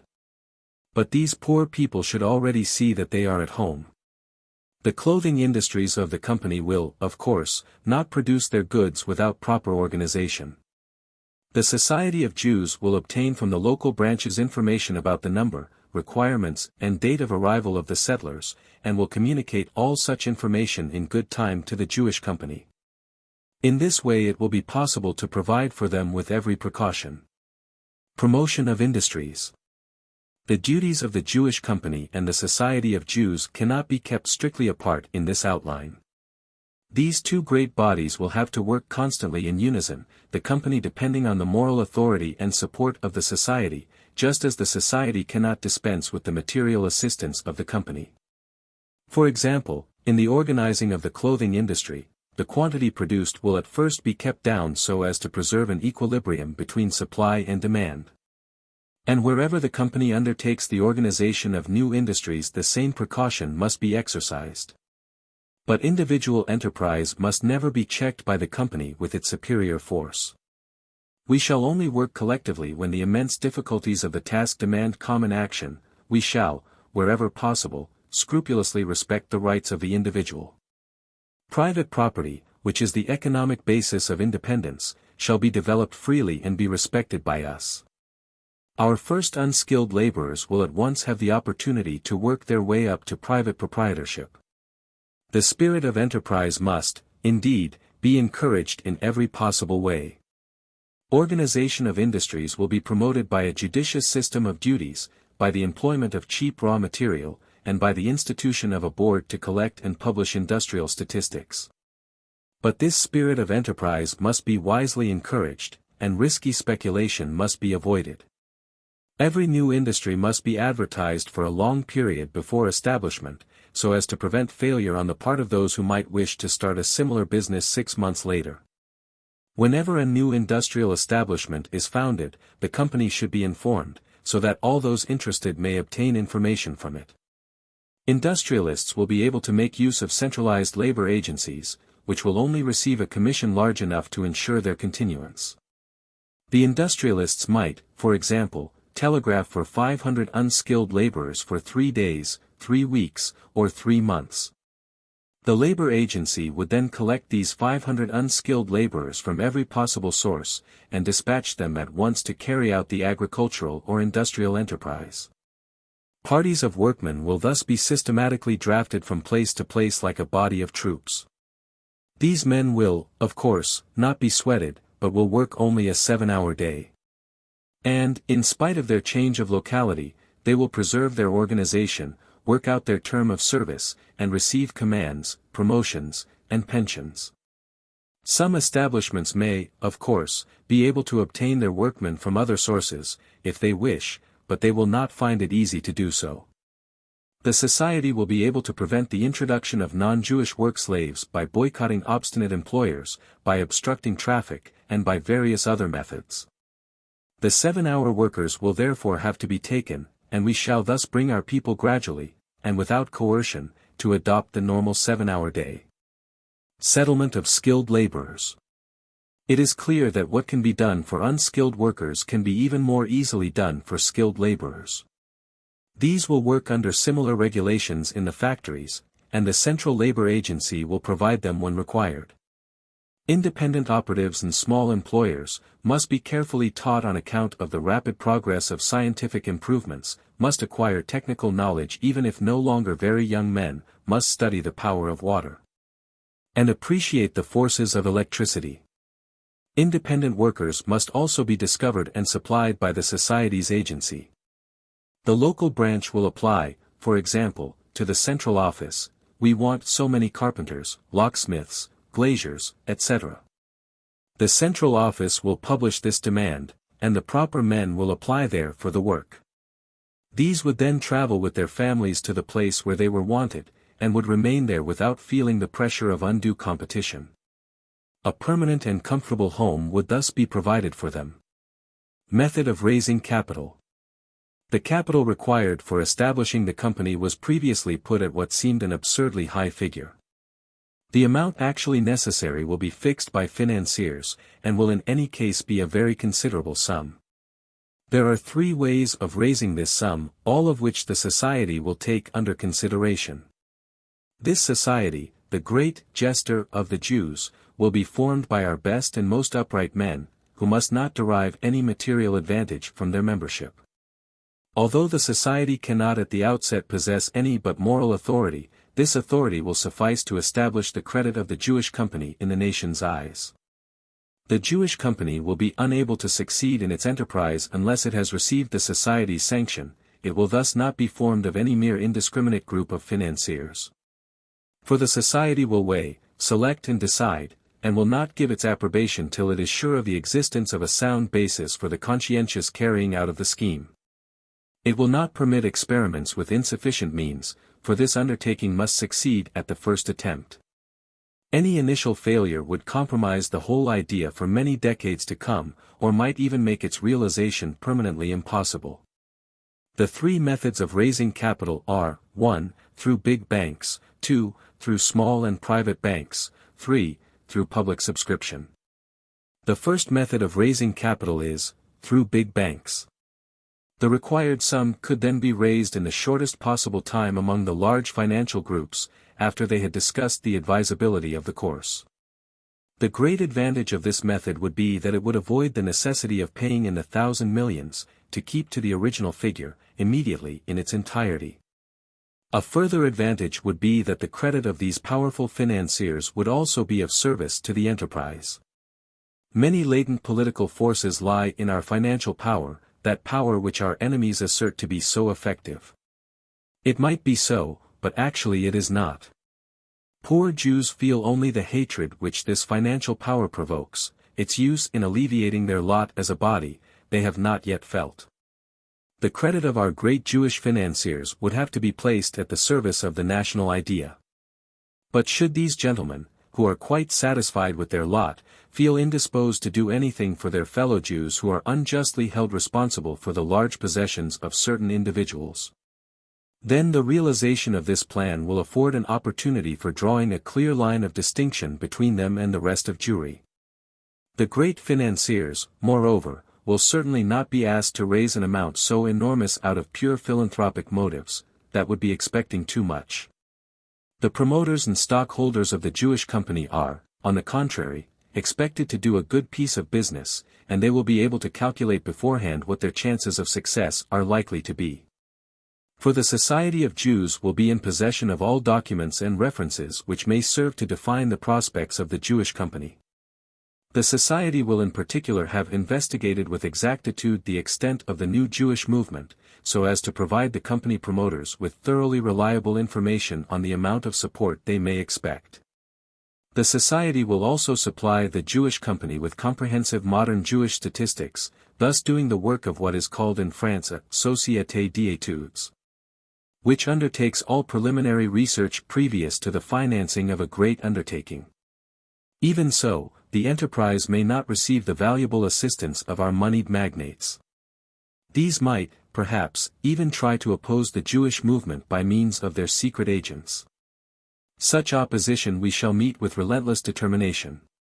Supposing that these magnates are content simply to turn this scheme down with a smile. Is it, therefore, done for? No.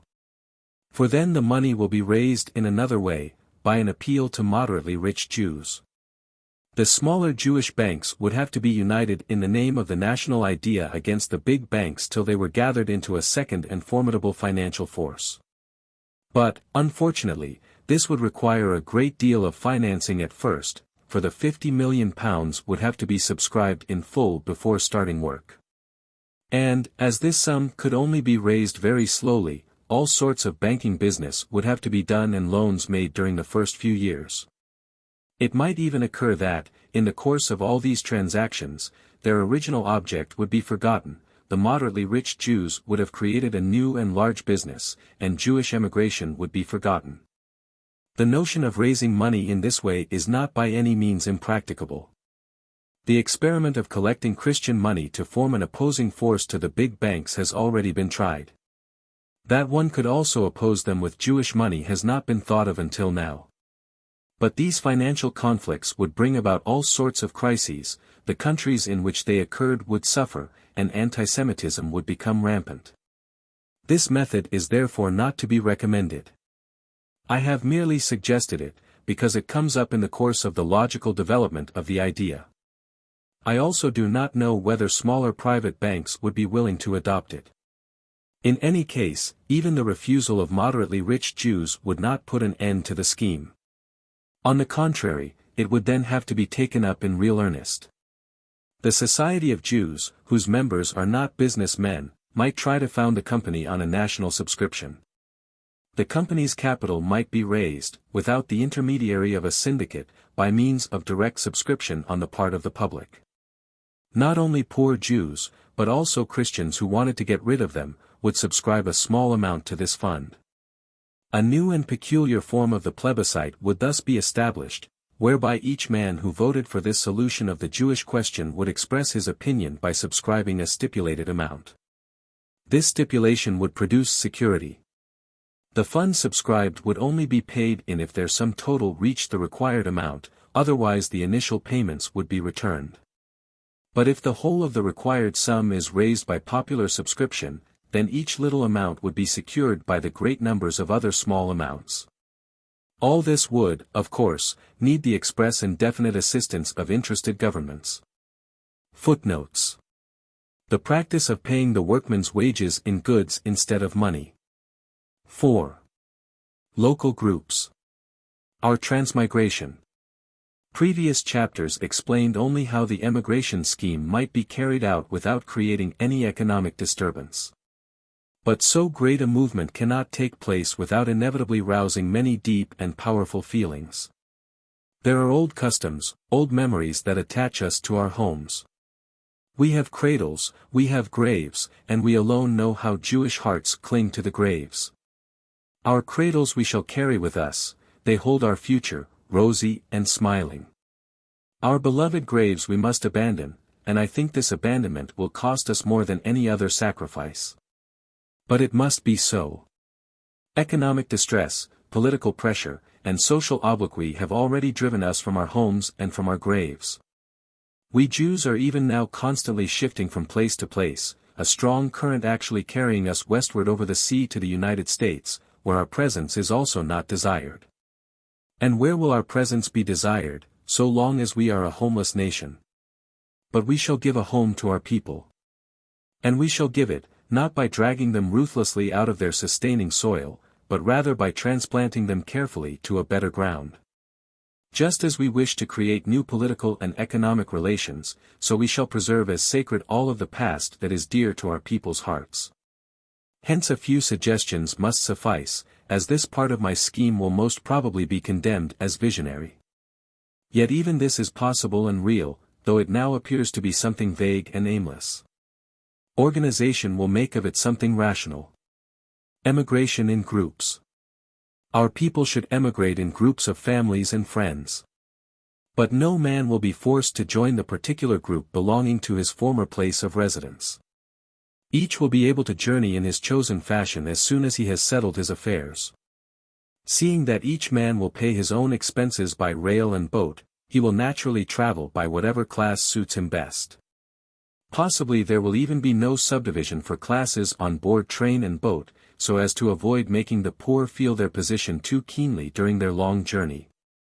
Though we are not exactly organizing a pleasure trip, it is as well to keep them in good humor on the way. None will travel in penury. On the other hand, all who desire to travel in luxurious ease will be able to follow their bent. Even under favorable circumstances, the movement may not touch certain classes of Jews for several years to come. The intervening period can therefore be employed in selecting the best modes of organizing the journeys. Those who are well off can travel in parties if they wish, taking their personal friends and connections with them. Jews, with the exception of the richest, have, after all, very little intercourse with Christians. In some countries their acquaintance with them is confined to a few spongers, borrowers, and dependents. Of a better class of Christian they know nothing. The ghetto continues though its walls are broken down. The middle classes will therefore make elaborate and careful preparations for departure. A group of travelers will be formed in each locality, large towns being divided into districts with a group in each district, who will communicate by means of representatives elected for the purpose. This division into districts need not be strictly adhered to, it is merely intended to alleviate the discomfort and homesickness of the poor during their journey outwards. Everybody is free to travel either alone or attached to any local group he prefers. The conditions of travel, regulated according to classes, will apply to all alike. Any sufficiently numerous traveling party can charter a special train and special boat from the company. The company's housing agency will provide quarters for the poorest on their arrival. Later on, when more prosperous emigrants follow, their obvious need for lodgings on first landing will have to be supplied by hotels built by private enterprise. Some of these more prosperous colonists will, indeed, have built their houses before becoming permanent settlers, so that they will merely move from an old home into a new one.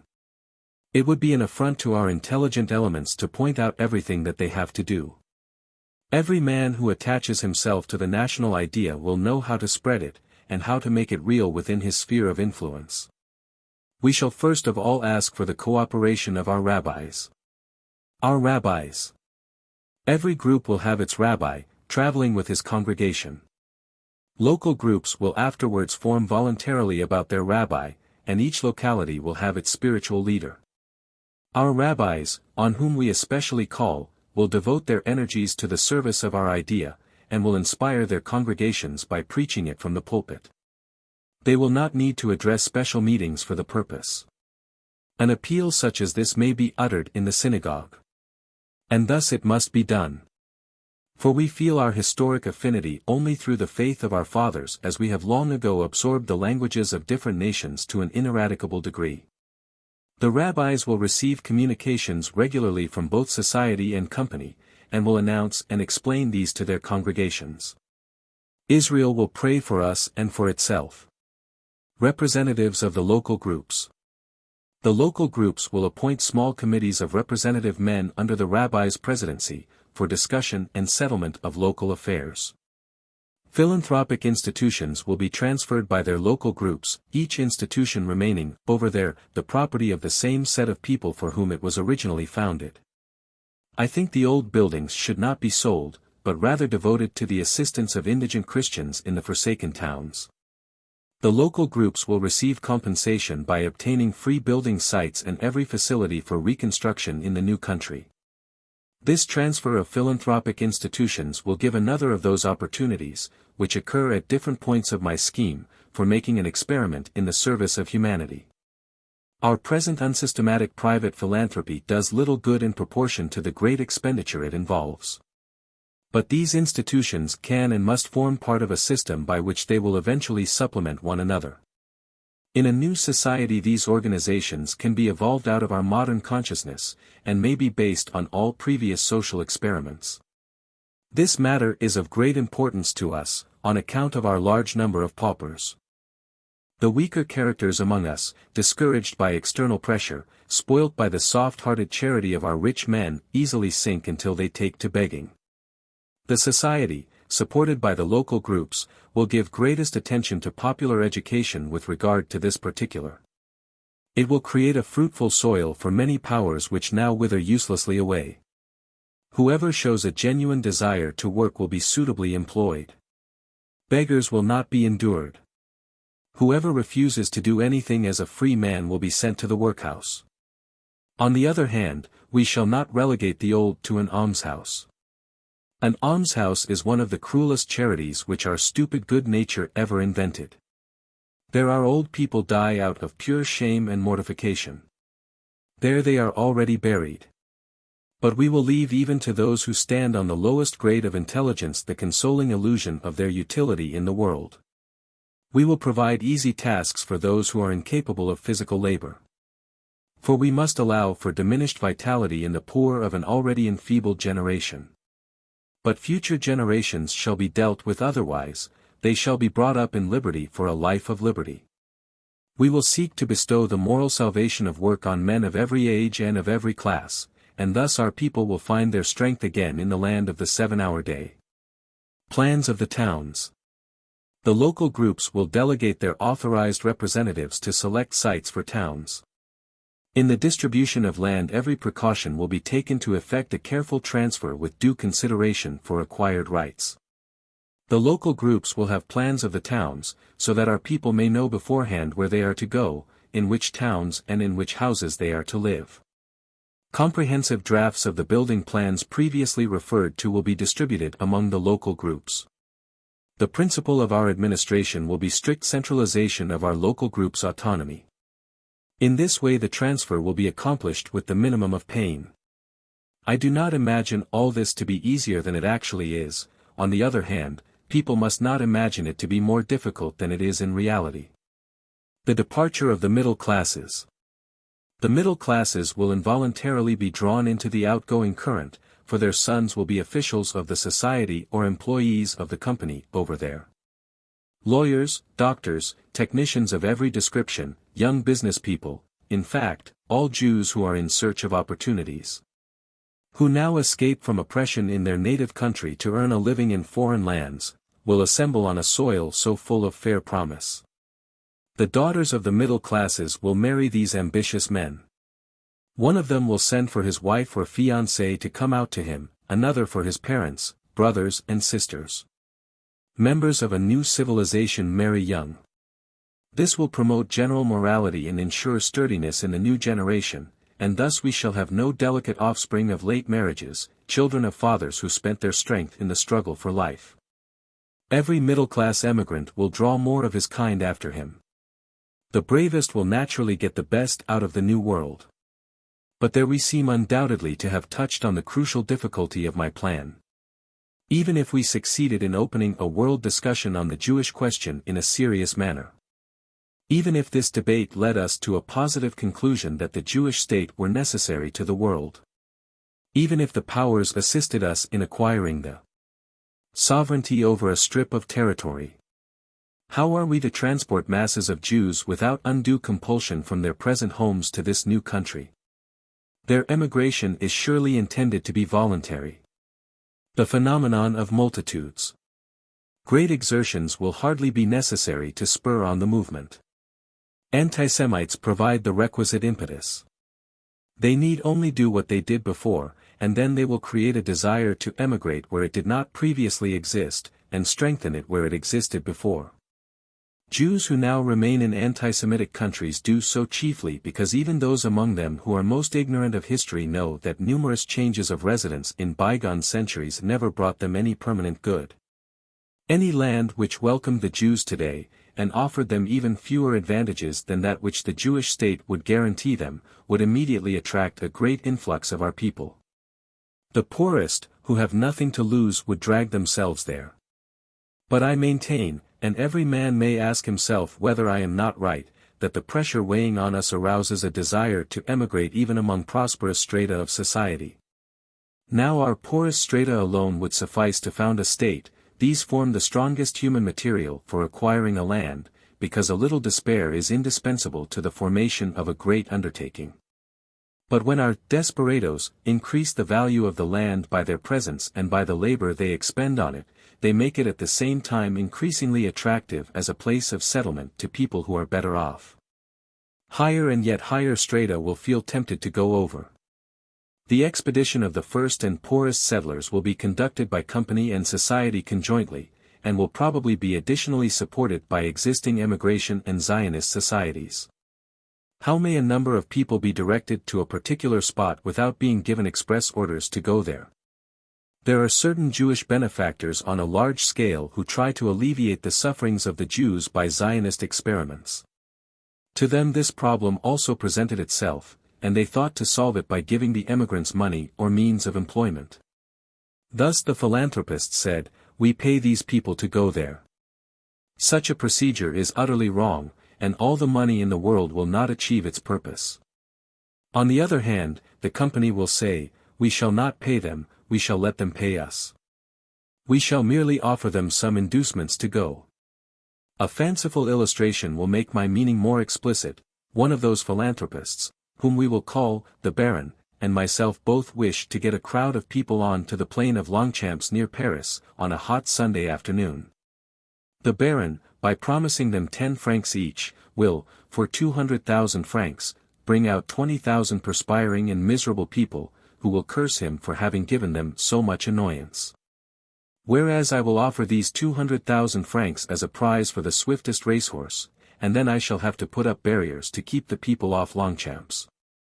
They will pay to go in, 1 franc, 5 francs, 20 francs.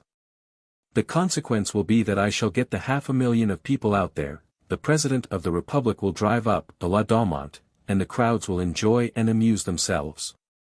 Most of them will think it an agreeable walk in the open air in spite of heat and dust, and I shall have made by my 200,000 francs about 1 million in entrance money and taxes on gaming. I shall get the same people out there whenever I like, but the Baron will not on any account. I will give a more serious illustration of the phenomenon of multitudes where they are earning a livelihood. Let any man attempt to cry through the streets of a town, whoever is willing to stand all day long through a winter's terrible cold, through a summer's tormenting heat, in an iron hall exposed on all sides, there to address every passer-by, and to offer him fancy wares, or fish, or fruit, will receive 2 florins, or 4 francs or something similar. How many people would go to the hall? How many days would they hold out when hunger drove them there? And if they held out, what energy would they display in trying to persuade passers-by to buy fish, fruit and fancy wares? We shall set about it in a different way. In places where trade is active, and these places we shall the more easily discover, since we ourselves direct trade whithersoever we wish, in these places we shall build large halls, and call them markets. These halls might be worse built and more unwholesome than those above mentioned, and yet people would stream towards them. But we shall use our best efforts, and we shall build them better, and make them more beautiful than the first. And the people, to whom we had promised nothing, because we cannot promise anything without deceiving them, these excellent, keen business men will gaily create most active commercial intercourse. They will harangue the buyers unweariedly. They will stand on their feet, and scarcely think of fatigue. They will hurry off at dawn, so as to be first on the spot. They will form unions, cartels, anything to continue breadwinning undisturbed. And if they find at the end of the day that all their hard work has produced only 1 florin, 50 kreuzer, or 3 francs, or something similar, they will yet look forward hopefully to the next day, which may, perhaps, bring them better luck. We have given them hope. Would anyone ask whence the demand comes which creates the market? Is it really necessary to tell them again? I pointed out that by means of the system assistance par le travail, the return could be increased 15-fold. 1 million would produce 15 millions, and 1,000 millions, 15,000 millions. This may be the case on a small scale, is it so on a large one? Capital surely yields a return diminishing in inverse ratio to its own growth. Inactive and inert capital yields this diminishing return, but active capital brings in a marvelously increasing return. Herein lies the social question. Am I stating a fact? I call on the richest Jews as witnesses of my veracity. Why do they carry on so many different industries? Why do they send men to work underground and to raise coal amid terrible dangers for meager pay? I cannot imagine this to be pleasant, even for the owners of the mines. For I do not believe that capitalists are heartless, and I do not pretend that I believe it. My desire is not to accentuate, but to smooth differences. Is it necessary to illustrate the phenomenon of multitudes, and their concentration on a particular spot by references to pious pilgrimages? I do not want to hurt anyone's religious sensibility by words which might be wrongly interpreted. I shall merely refer quite briefly to the Mohammedan pilgrimages to Mecca, the Catholic pilgrimages to Lourdes, and to many other spots whence men return comforted by their faith, and to the Holy Hawk at Trier. Thus we shall also create a center for the deep religious needs of our people. Our ministers will understand us first, and will be with us in this. We shall let every man find salvation, over there, in his own particular way. Above and before all we shall make room for the immortal band of our freethinkers, who are continually making new conquests for humanity. No more force will be exercised on any one than is necessary for the preservation of the state and order. And the requisite force will not be arbitrarily defined by one or more shifting authorities, it will be fixed by iron laws. Now, if the illustrations I gave make people draw the inference that a multitude can be only temporarily attracted to centers of faith, of business, or of amusement, the reply to their objection is simple. Whereas one of these objects by itself would certainly only attract the masses, all these centers of attraction combined would be calculated permanently to hold and satisfy them. For all these centers together form a single, great, long-sought object, which our people has always longed to attain, for which it has kept itself alive, for which it has been kept alive by external pressure, a free home. When the movement commences, we shall draw some men after us and let others follow, others again will be swept into the current, and the last will be thrust after us. These last hesitating settlers will be the worst off, both here and there. But the first, who go over with faith, enthusiasm, and courage will have the best positions. Our human material. There are more mistaken notions abroad concerning Jews than concerning any other people. And we have become so depressed and discouraged by our historic sufferings that we ourselves repeat and believe these mistakes. One of these is that we have an immoderate love of business. Now it is well known that wherever we are permitted to take part in the rising of classes, we give up our business as soon as possible. The great majority of Jewish business men give their sons a superior education. Hence, the so-called Judaizing of all intellectual professions. But even in economically feebler grades of society, our love of trade is not so predominant as is generally supposed. In the eastern countries of Europe there are great numbers of Jews who are not traders, and who are not afraid of hard work either. The Society of Jews will be in a position to prepare scientifically accurate statistics of our human forces. The new tasks and prospects that await our people in the new country will satisfy our present handicraftsmen, and will transform many present small traders into manual workers. A peddler who travels about the country with a heavy pack on his back is not so contented as his persecutors imagine. The 7-hour day will convert all of his kind into workmen. They are good, misunderstood people, who now suffer perhaps more severely than any others. The Society of Jews will, moreover, busy itself from the outset with their training as artisans. Their love of gain will be encouraged in a healthy manner. Jews are of a thrifty and adaptable disposition, and are qualified for any means of earning a living, and it will therefore suffice to make small trading unremunerative, to cause even present peddlers to give it up altogether. This could be brought about, for example, by encouraging large department stores which provide all necessaries of life. These general stores are already crushing small trading in large cities. In a land of new civilization they will absolutely prevent its existence. The establishment of these stores is further advantageous, because it makes the country immediately habitable for people who require more refined necessaries of life. Habits is a reference to the little habits and comforts of the ordinary man in keeping with the serious nature of this pamphlet. I think it is in keeping, and, moreover, very important. For these little habits are the 1,001 fine delicate threads which together go to make up an unbreakable rope. Here certain limited notions must be set aside. Whoever has seen anything of the world knows that just these little daily customs can easily be transplanted everywhere.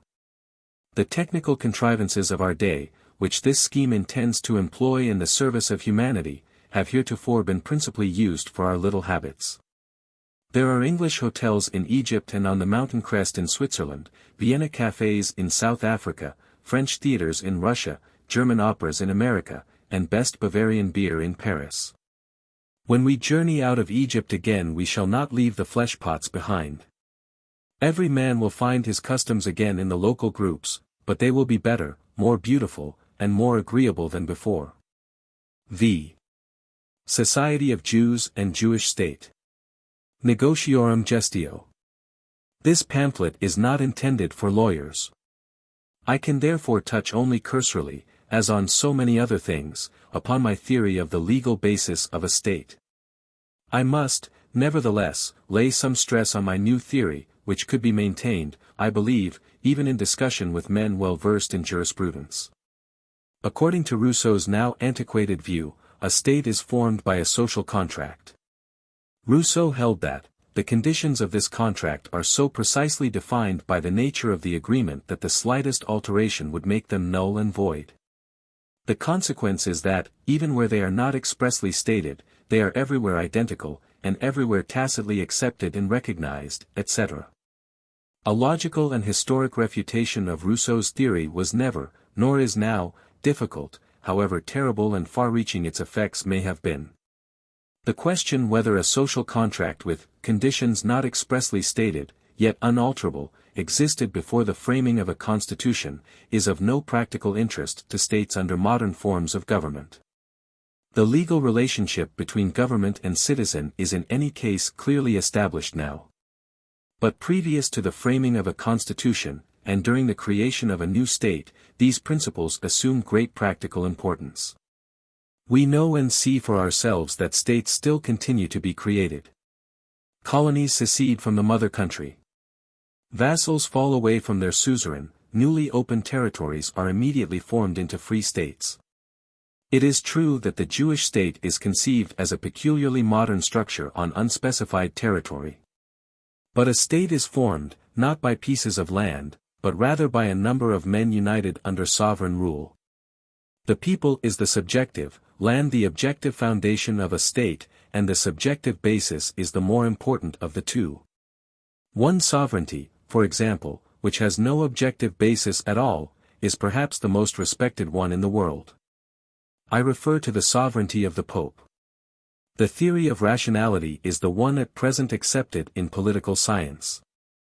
This theory suffices to justify the creation of a state, and cannot be historically refuted in the same way as the theory of a contract. Insofar as I am concerned only with the creation of a Jewish state, I am well within the limits of the theory of rationality. But when I touch upon the legal basis of the state, I have exceeded them. The theories of a divine institution, or of superior power, or of a contract, and the patriarchal and patrimonial theories do not accord with modern views.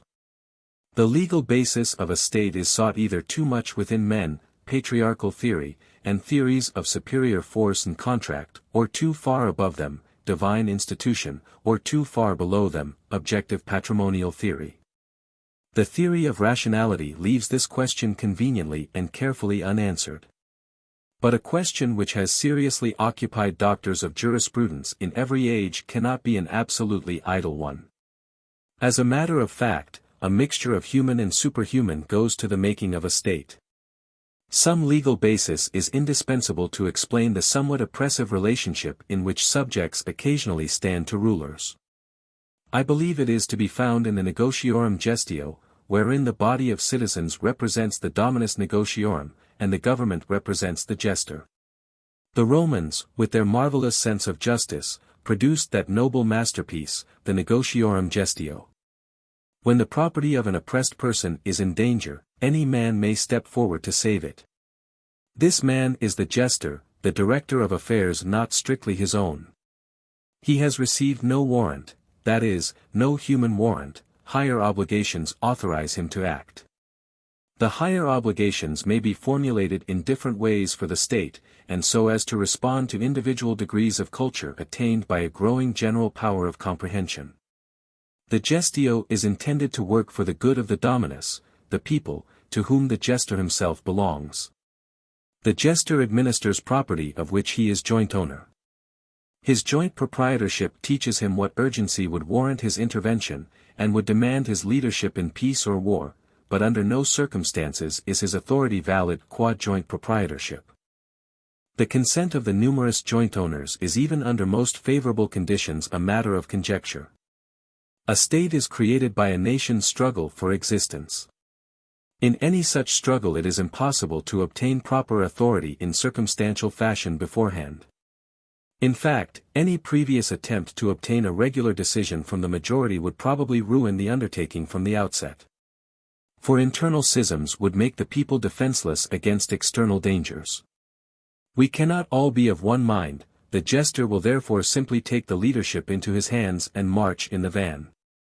The action of the jester of the state is sufficiently warranted if the common cause is in danger, and the dominus is prevented, either by want of will or by some other reason, from helping itself. But the jester becomes similar to the dominus by his intervention, and is bound by the agreement quasi ex contractu. This is the legal relationship existing before, or, more correctly, created simultaneously with the state. The jester thus becomes answerable for every form of negligence, even for the failure of business undertakings, and the neglect of such affairs as are intimately connected with them, etc. I shall not further enlarge on the negotiorum gestio, but rather leave it to the state, else it would take us too far from the main subject. One remark only: business management, if it is approved by the owner, is just as effectual as if it had originally been carried on by his authority. And how does all this affect our case? The Jewish people are at present prevented by the diaspora from conducting their political affairs themselves. Besides, they are in a condition of more or less severe distress in many parts of the world. They need, above all things, a jester. This jester cannot, of course, be a single individual. Such a one would either make himself ridiculous, or, seeing that he would appear to be working for his own interests, contemptible. The jester of the Jews must therefore be a body corporate. And that is the Society of Jews. The jester of the Jews. This organ of the national movement, the nature and functions of which we are at last dealing with, will, in fact, be created before everything else. Its formation is perfectly simple. It will take shape among those energetic Jews to whom I imparted my scheme in London. The society will have scientific and political tasks, for the founding of a Jewish state, as I conceive it, presupposes the application of scientific methods. We cannot journey out of Egypt today in the primitive fashion of ancient times. We shall previously obtain an accurate account of our number and strength. The undertaking of that great and ancient jester of the Jews in primitive days bears much the same relation to ours that some wonderful melody bears to a modern opera. We are playing the same melody with many more violins, flutes, harps, violoncellos, and bass viols, with electric light, decorations, choirs, beautiful costumes, and with the first singers of their day.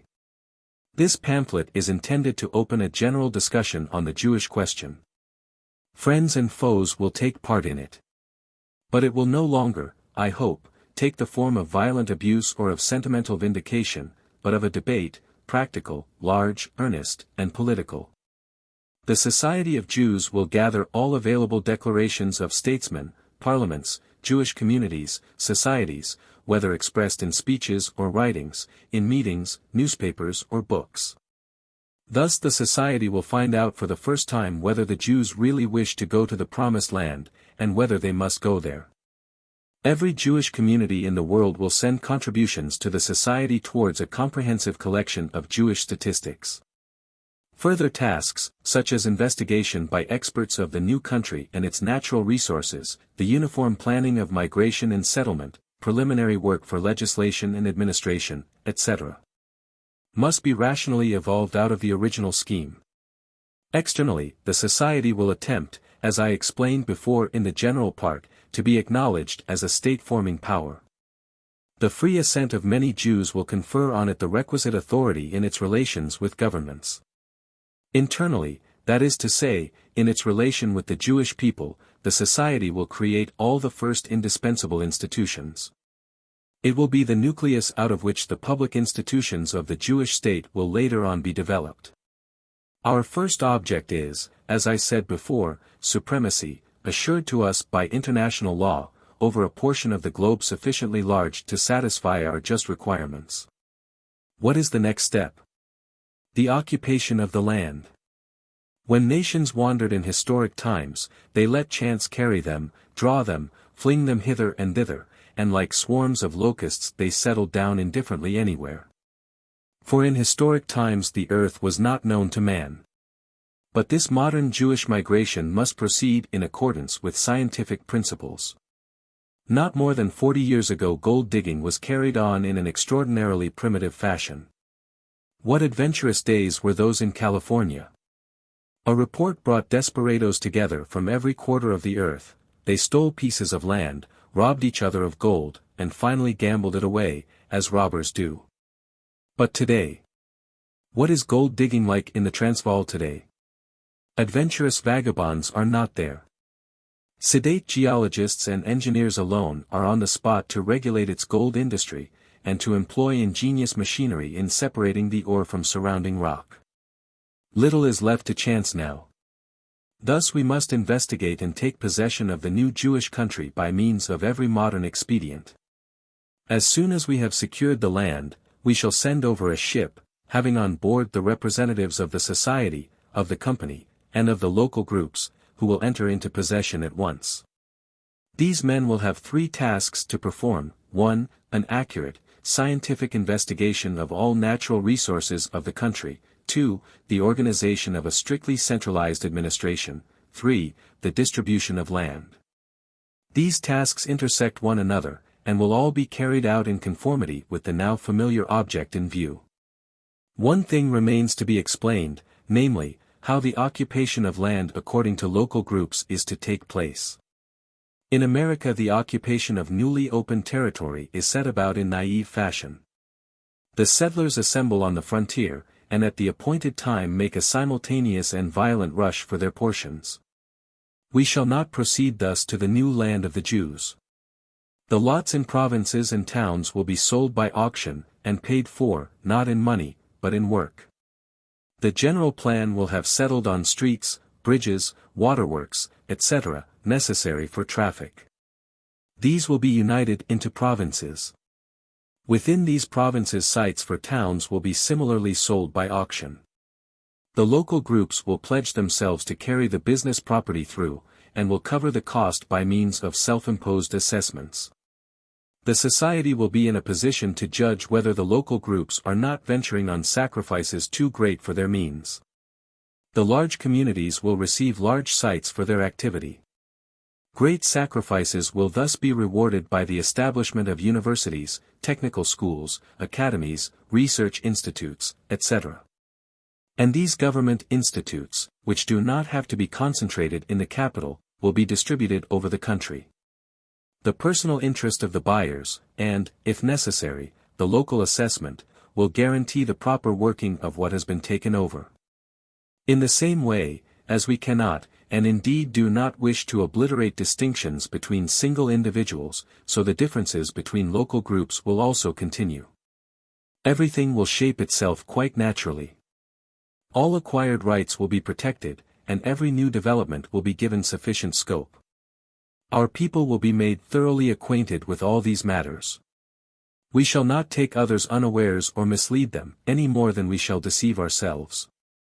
Everything must be systematically settled beforehand. I merely indicate this scheme, our keenest thinkers will combine in elaborating it. Every social and technical achievement of our age and of the more advanced age which will be reached before the slow execution of my plan is accomplished must be employed for this object. Every valuable invention which exists now, or lies in the future, must be used. By these means a country can be occupied and a state founded in a manner as yet unknown to history, and with possibilities of success such as never occurred before.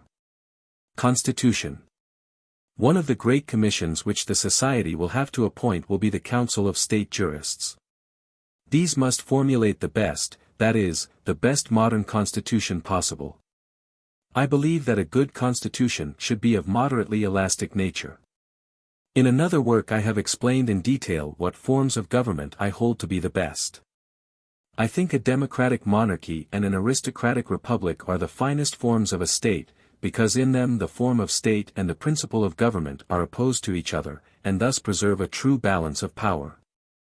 I am a staunch supporter of monarchical institutions, because these allow of a continuous policy, and represent the interests of a historically famous family born and educated to rule, whose desires are bound up with the preservation of the state.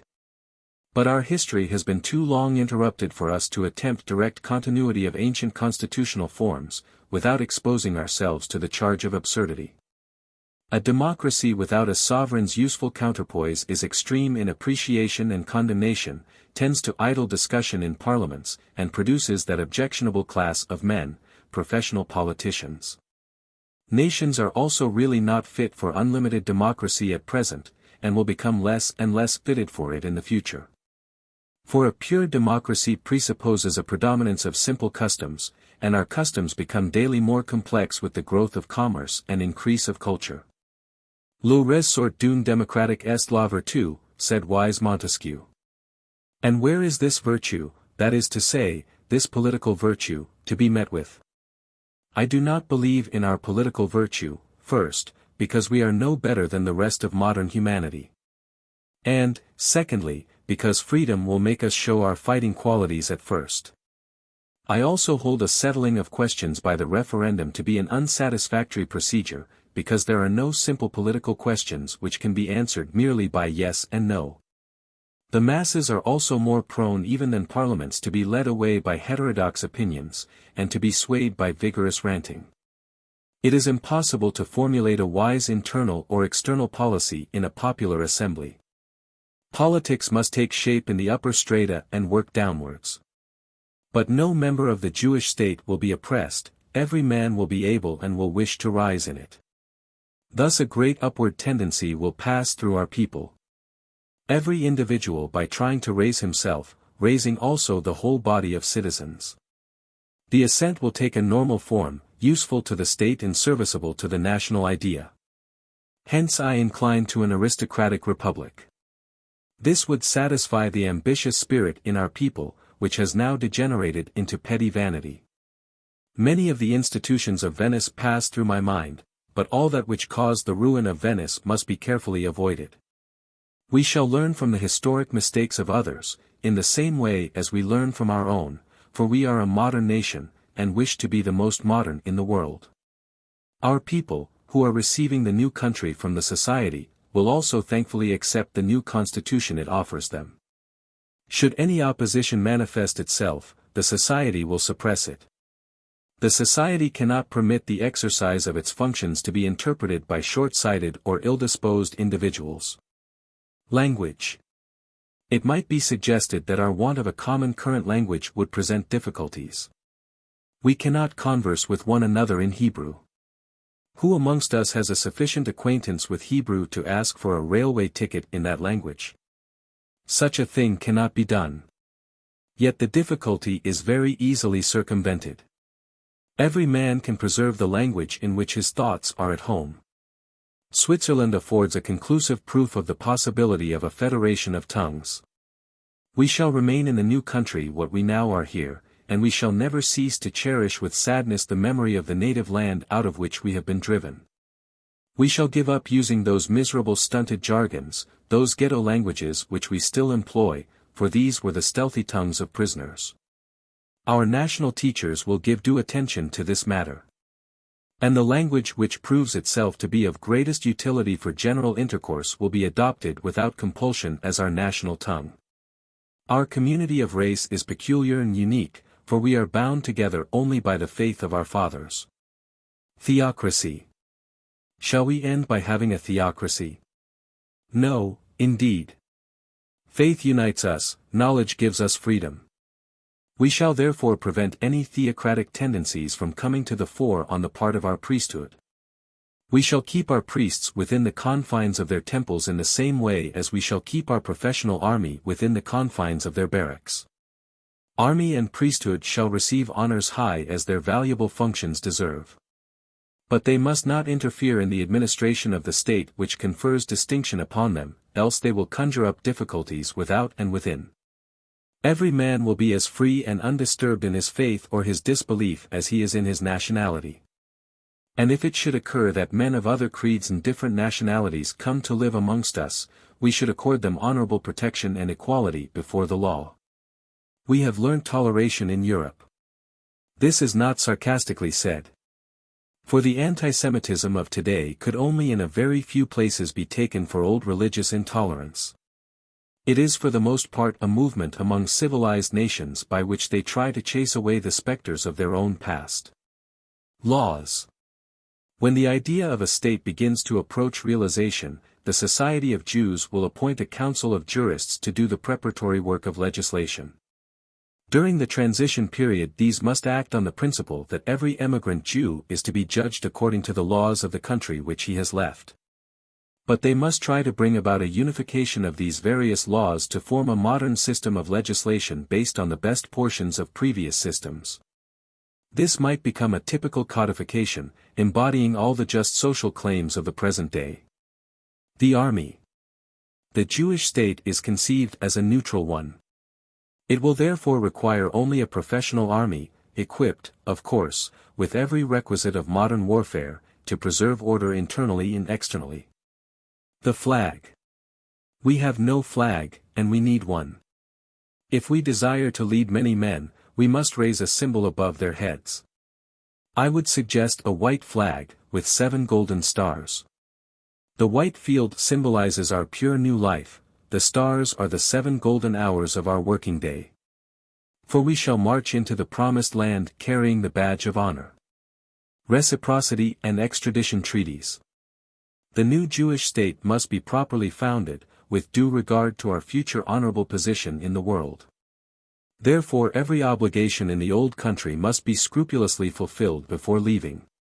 The Society of Jews and the Jewish Company will grant cheap passage and certain advantages in settlement to those only who can present an official testimonial from the local authorities, certifying that they have left their affairs in good order. Every just private claim originating in the abandoned countries will be heard more readily in the Jewish state than anywhere else. We shall not wait for reciprocity, we shall act purely for the sake of our own honor. We shall thus perhaps find, later on, that law courts will be more willing to hear our claims than now seems to be the case in some places. It will be inferred, as a matter of course, from previous remarks, that we shall deliver up Jewish criminals more readily than any other state would do. Till the time comes when we can enforce our penal code on the same principles as every other civilized nation does. There will therefore be a period of transition, during which we shall receive our criminals only after they have suffered due penalties. But, having made amends, they will be received without any restrictions whatever, for our criminals also must enter upon a new life. Thus emigration may become to many Jews a crisis with a happy issue. Bad external circumstances, which ruin many a character, will be removed, and this change may mean salvation to many who are lost.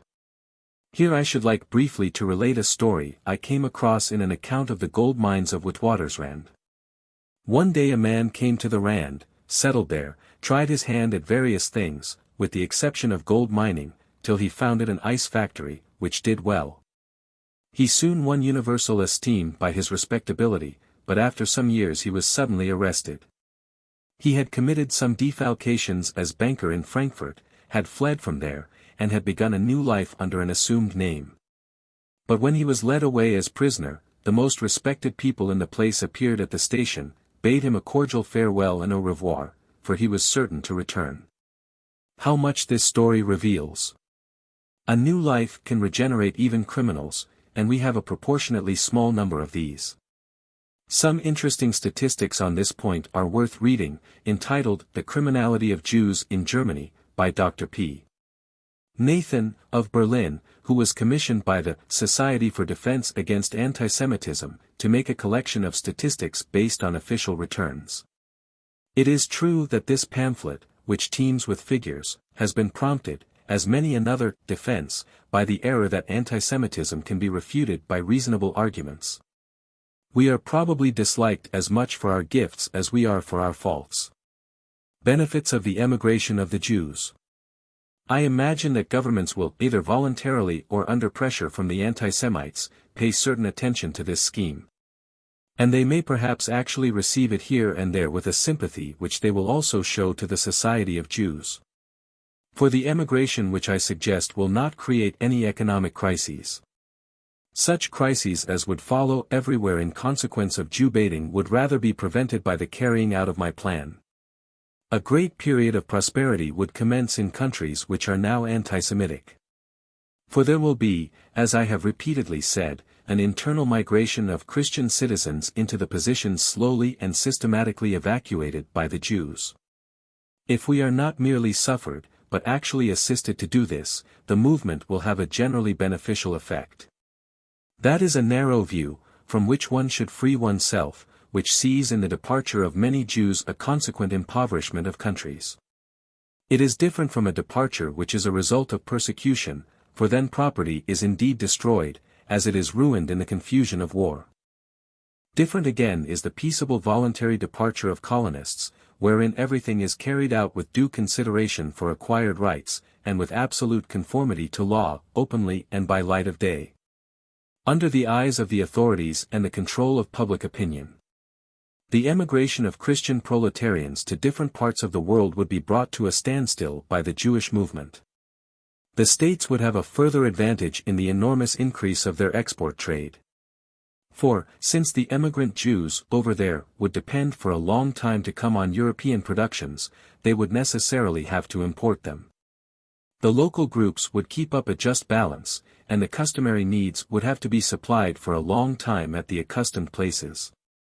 Another, and perhaps one of the greatest advantages, would be the ensuing social relief.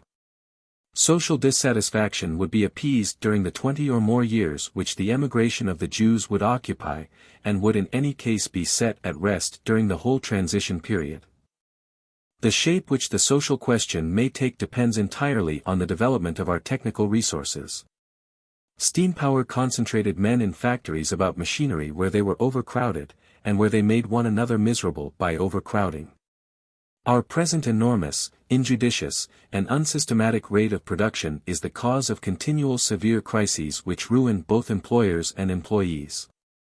Steam crowded men together. Electricity will probably scatter them again, and may perhaps bring about a more prosperous condition of the labor market.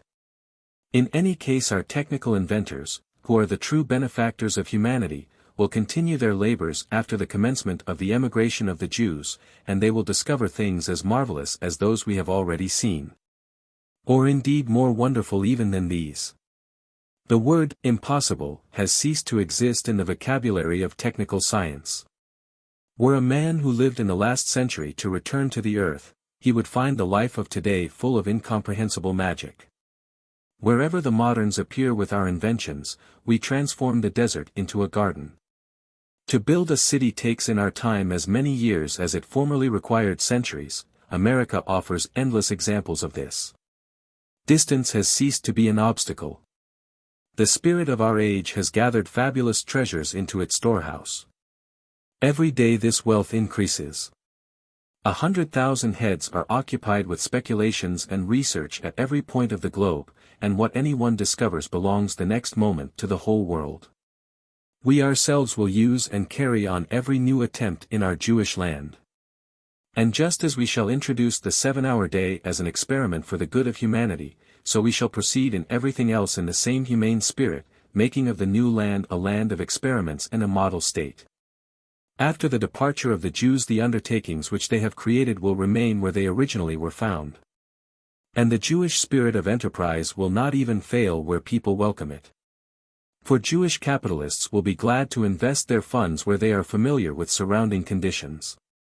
And whereas Jewish money is now sent out of countries on account of existing persecutions, and is sunk in most distant foreign undertakings, it will flow back again in consequence of this peaceable solution. And will contribute to the further progress of the countries which the Jews have left. Footnotes. Dr. Herzl addressed a meeting of the Maccabean Club, at which Israel Zangwill presided, on November 24, 1895. 6. Conclusion. How much has been left unexplained, how many defects, how many harmful superficialities, and how many useless repetitions in this pamphlet, which I have thought over so long and so often revised. But a fair-minded reader, who has sufficient understanding to grasp the spirit of my words, will not be repelled by these defects. He will rather be roused thereby to cooperate with his intelligence and energy in a work which is not one man's task alone, and to improve it. Have I not explained obvious things and overlooked important objections? I have tried to meet certain objections, but I know that many more will be made, based on high grounds and low. To the first class of objections belongs the remark that the Jews are not the only people in the world who are in a condition of distress. Here I would reply that we may as well begin by removing a little of this misery, even if it should at first be no more than our own. It might further be said that we ought not to create new distinctions between people. We ought not to raise fresh barriers, we should rather make the old disappear. But men who think in this way are amiable visionaries. And the idea of a native land will still flourish when the dust of their bones will have vanished tracelessly in the winds. Universal brotherhood is not even a beautiful dream. Antagonism is essential to man's greatest efforts. But the Jews, once settled in their own state, would probably have no more enemies. As for those who remain behind, since prosperity enfeebles and causes them to diminish, they would soon disappear altogether. I think the Jews will always have sufficient enemies, such as every nation has. But once fixed in their own land, it will no longer be possible for them to scatter all over the world. The diaspora cannot be reborn, unless the civilization of the whole earth should collapse, and such a consummation could be feared by none but foolish men. Our present civilization possesses weapons powerful enough for its self-defense. Innumerable objections will be based on low grounds, for there are more low men than noble in this world. I have tried to remove some of these narrow-minded notions. And whoever is willing to fall in behind our white flag with its 7 stars, must assist in this campaign of enlightenment.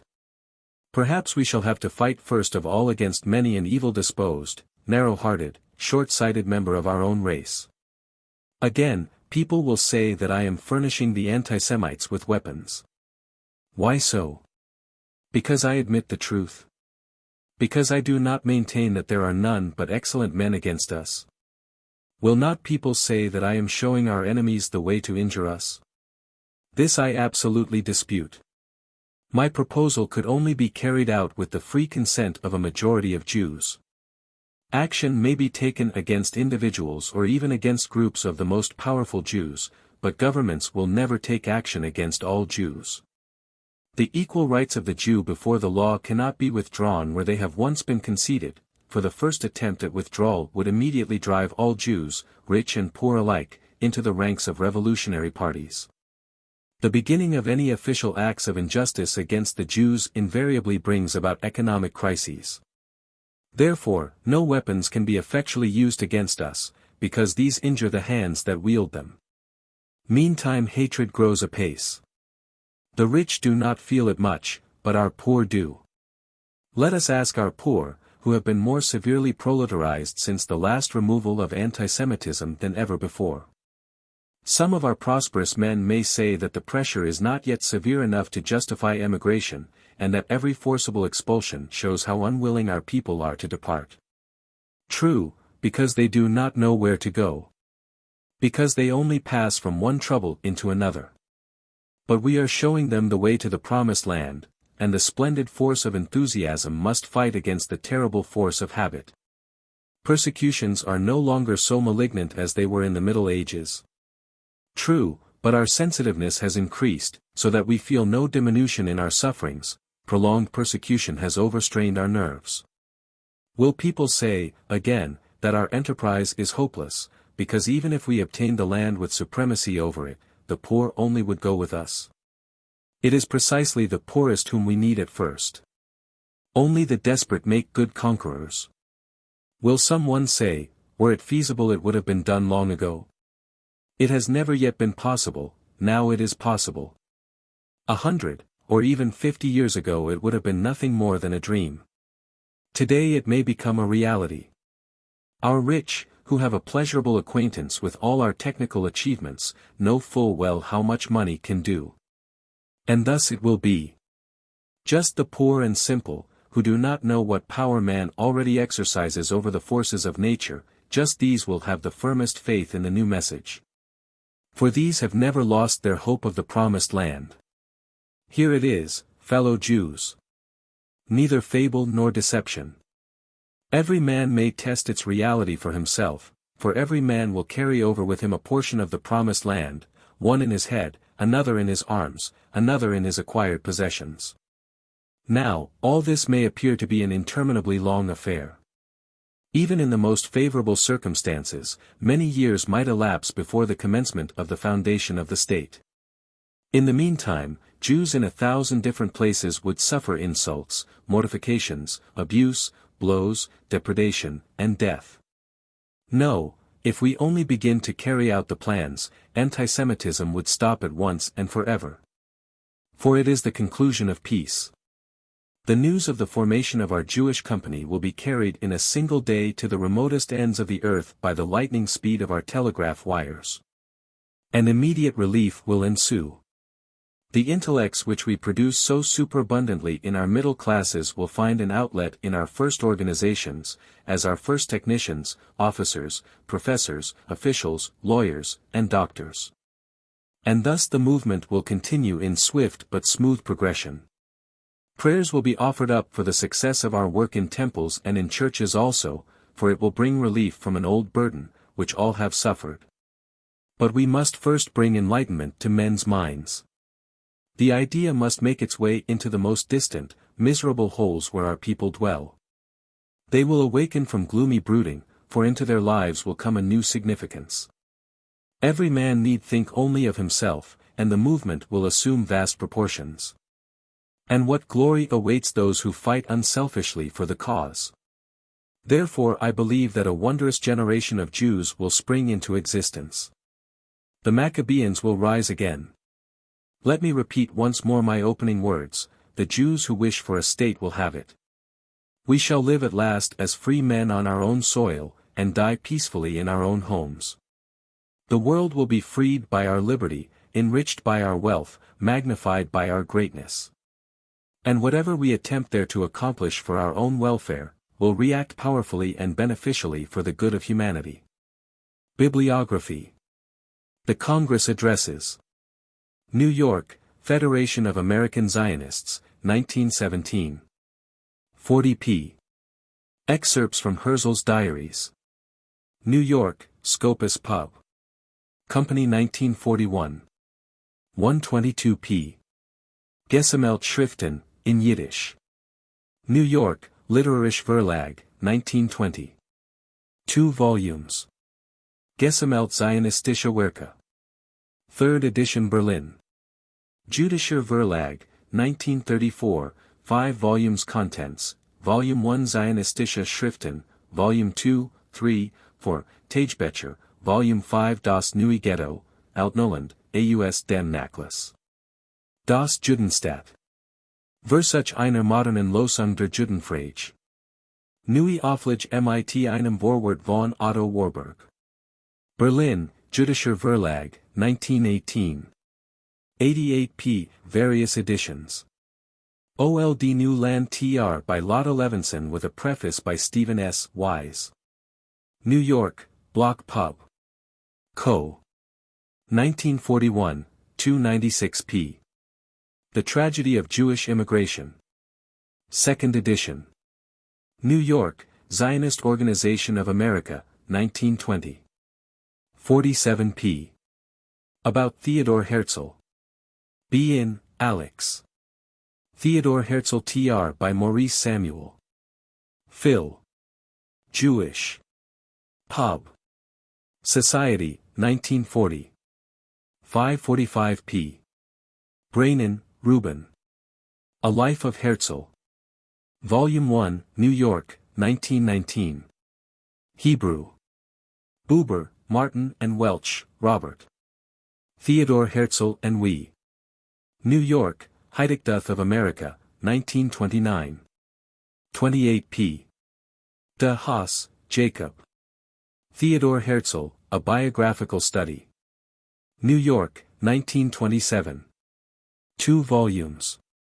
Hoffman, Martha. The Young Herzl, in Hebrew, Jerusalem, 1941. 103 p. Newman, Emmanuel. The Birth of Statesmanship, A Story of Theodor Herzl's Life, New York, Youth Department Jewish National Fund of America. 48 p. New Palestine. Theodor Herzl, A Memorial, edition by Meyer W. Weisgau. New York, 1929. 320 p. Zionist Organization Executive. Theodor Herzl, Ein Gedenkbuch. Berlin, Jüdischer Verlag, 1929. 79 p. Chronology. 1860 May 2. Wolf Theodor, Benjamin Zev, Herzl is born in the Tabak Budapest, the son of Jacob and Jeanette, Diamant, Herzl. 1885 May 27. First feuilleton published in Wiener Allgemeine Zeitung. 1894 October. 21. Arrest of Dreyfus. October 21 to November 8. Writes Das Neue Ghetto. This is an attempt to express himself on the Jewish question. 1895 June 2. Interviews Baron de Hirsch, submits plan for political action. Not favorably received. Immediately after this interview, which he later designates the beginning of his Zionist work, Herzl begins his diaries. June-July. Composes first draft of Der Judenstaat. November 17. Explains idea of Jewish state to Dr. Nordau in Paris. Meets with instant understanding. Nordau gives Herzl introduction to Zangwill and London. Maccabean Club. November 21. London. First meeting with Zangwill. 1895 November 24. London. First address before Maccabean Club. 1896 February 14. Der Judenstaat published in Vienna. May. Herzl recognized as leader by Zionist students of Vienna. July 13. London. Proclaimed leader of Jewry at meeting of Whitechapel Jews. Conflict with Shovavai Zion. July 18. Paris. Meeting with Baron Edmund Rothschild, who considers plan impracticable. November 8. Writes to British Zionists suggesting collection of a national fund. 1897 March 6. Zionsverian decides upon Zionist Congress in Munich on August 25. June 4. Publication of first issue of Die Welt. June 17. Zionist Actions Committee decides to hold Congress in Ball. August 29 to 31. First Zionist Congress convenes in Ball. 1898 August 28 to 30. Second Zionist Congress meets at Ball. October 26. Herzl party lands at Jaffa, tours Jewish colonies of Palestine. November 2. Formal audience with German Emperor at his headquarters outside Jerusalem.